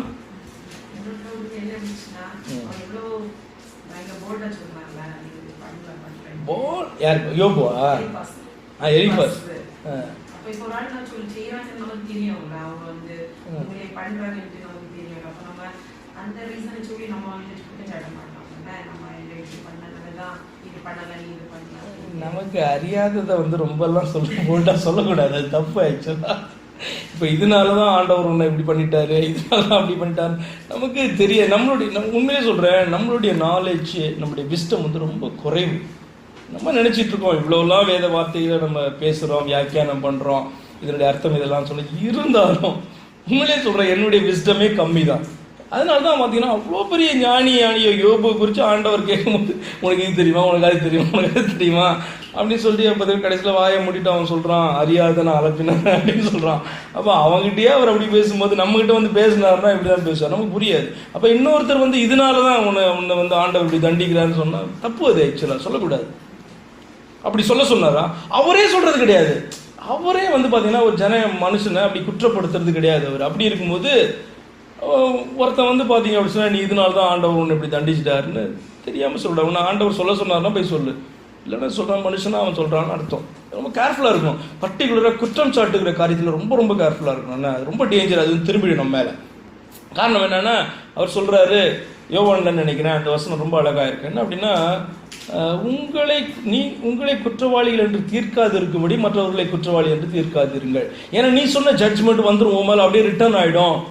நீ நல்லவனாக தான் இருப்ப, அவனும் நல்லவன் தான், 2 பேரையும் நான் ரட்சிப்பேன். ஆனால் நீ வந்து பார்த்தீங்கன்னா அவனுக்கு ஒரு ஜட்ஜ்மெண்ட்டை கொடுத்துட்டல, அதனால அந்த ஜட்ஜ்மெண்ட் படி நீ ஒரு நாள் இதாகும் போது அதுவே உன்னை ஜட்ஜ் பண்ணும். நீ அவனை தீர்த்த ஜட்ஜ்மெண்ட் உனக்கு வந்து ரிட்டர்ன் ஆகிடும் அப்படின்னு சொல்கிறார். அதனால தான் ஒரு எக்ஸாம்பிளாக, உன்னுடைய கண்ணில் இருக்க அந்த துரும்பை நீ எடுத்து போட மாட்டேன்ற, அதோடு நீ வந்து அந்த கண்ணையே வந்து நம்ம பார்க்கணுன்னு கண்ணுக்கு நம்ம கண்ணு கிளியராக இருந்தால் தானே பார்க்க முடியும். நம்ம கண்ணு கிளியர் கிடையாது. அது என்ன மீனிங்னா, நம்முடைய நாலேஜ் கம்மின்னு அர்த்தம்.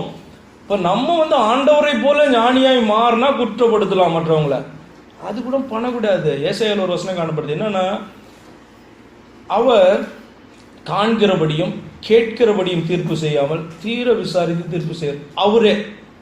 அப்படி இருக்கும்போது நம்ம ஒருத்தர் போய் டக்குன்னு குற்றப்படுத்த முடியுமா? குற்றப்படுத்துறதுக்கான அதிகாரத்தை ஆண்டவர் நமக்கு தரல. புத்திமதிகளை சொல்லலாம், ஆலோசனைகளை கொடுக்கலாம். இது வந்து பார்த்தீங்கன்னா இந்த வசனத்தின்படி ஆண்டவருக்கு பிரியமா பார்த்துக்கொள் அப்படிலாம் நம்ம பேசலாம். ஆனால் எல்லாம் தெரிஞ்சது மாதிரி ஒரே அடியாக என்ன பண்ணக்கூடாது, இப்படி அதெல்லாம் தப்பு, அதெல்லாம் ஊழியமே கிடையாது. வேற சரி, இதெல்லாம் நம்ம வந்து லேர்ன் பண்ணி தான் வளரணும். எப்படி நம்ம பேசணும், எவ்வளோ கேர்ஃபுல்லாக நம்முடைய வேர்டிங்ஸில் நம்ம இருக்கணும் அப்படின்றதெல்லாம் ரொம்ப ரொம்ப முக்கியம். ஏன்னா வசனத்தை கையில் வச்சுக்கிட்டு நம்ம என்ன பண்ணக்கூடாது, அப்படின்னு நம்ம பேசக்கூடாது. அதனால எல்லாருமே வசனத்தின் அடிப்படையில் காரியங்களை நம்ம கேட்கிறதெல்லாம் வசனத்தின் அடிப்படையில் நம்ம பார்த்துக்கொள்ளணும். ஏதாவது ஒன்றா கேளுங்க, இல்லைன்னா ஜெபம் பண்ணுவோம்.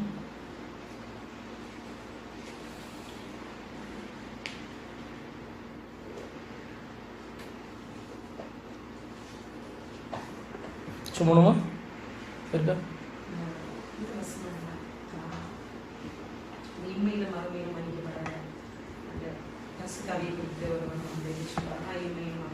ஆமாம்.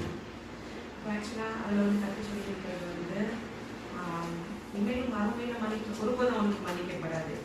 அந்த வேண்டி தானே. ஆமாம். அப்போ அது ஆக்சுவலாக அவர் வந்து ஏற்றுக்கொள்ளாத அந்த அதை மீன் பண்ணி அதை பேசலாம். எப்படி சொன்னா, கத்தரை ஏற்றுக்கொள்ளனா அவங்க நரகாக்க வைக்கி அவரை விசுவாசியாதவங்க.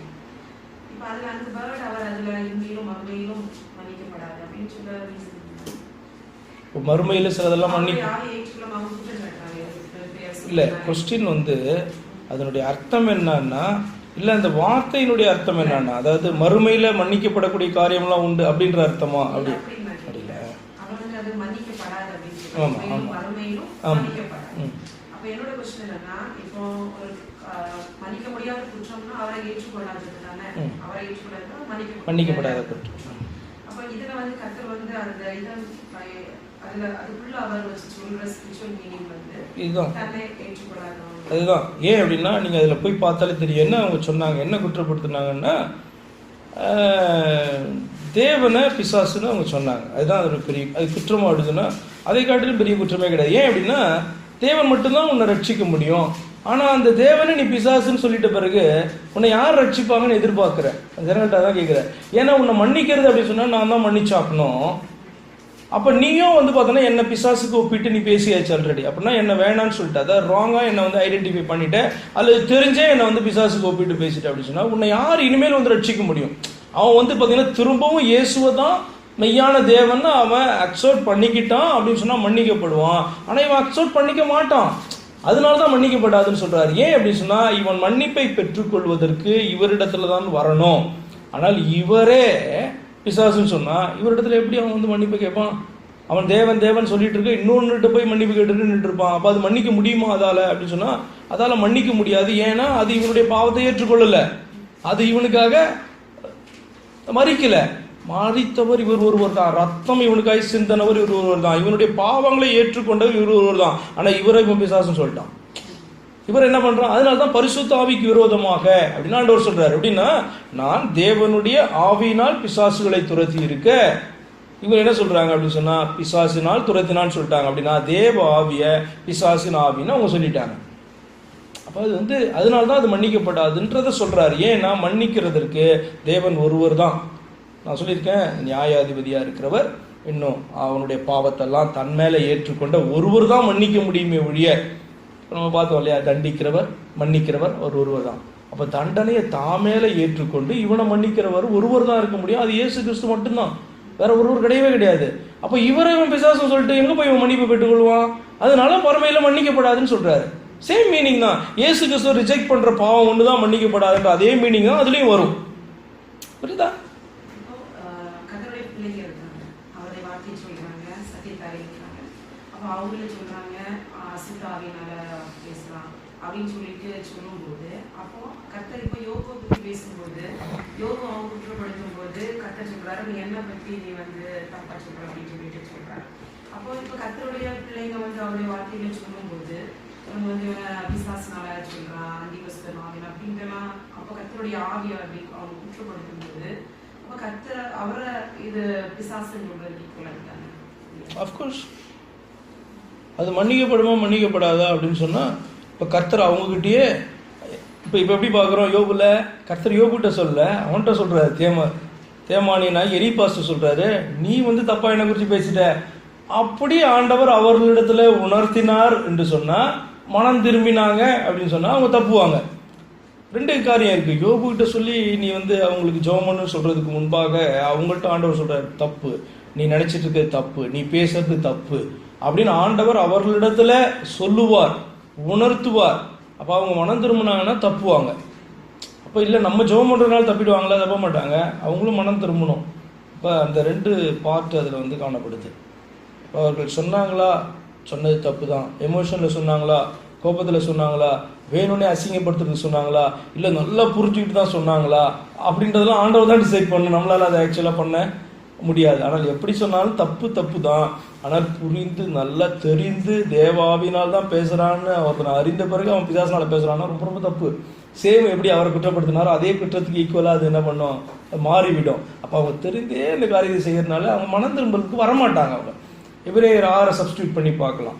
அவர்களை திரும்பவும் புதுப்பிப்பது கூடாத காரியம். தெரிஞ்சே அவங்க ரத்தத்தை மிதிக்கிறாங்க, கர்த்தருடைய ரத்தத்தை அசுத்தம்னு நினைக்கிறாங்க. அப்படிப்பட்டவங்களை எப்படி மனம் திரும்ப வைக்க முடியும்? ஏன்னா அந்த ரத்தம் போனால் அது போதாதுன்றாங்களே, ஏன்னா கிடையாது அப்படின்னு சொல்லும்போது எது அவர்களை திரும்பவும் புதுப்பிக்க முடியும், அவர்களை சுத்திகரிக்க முடியும்? ஒன்றும் பண்ண முடியாது. அப்படின்றதுனால தான் அந்த வசனம் அப்படி சொல்லுது, அவர்களை திரும்பவும் புதுப்பிக்கிறது கூடாத காரியம். ஏன்னா அவங்க ரிஜெக்ட் பண்ணிட்டு அப்படி போறாங்க, வரமாட்டாங்க அப்படின்ற அர்த்தத்தில் சொல்லப்பட்டது.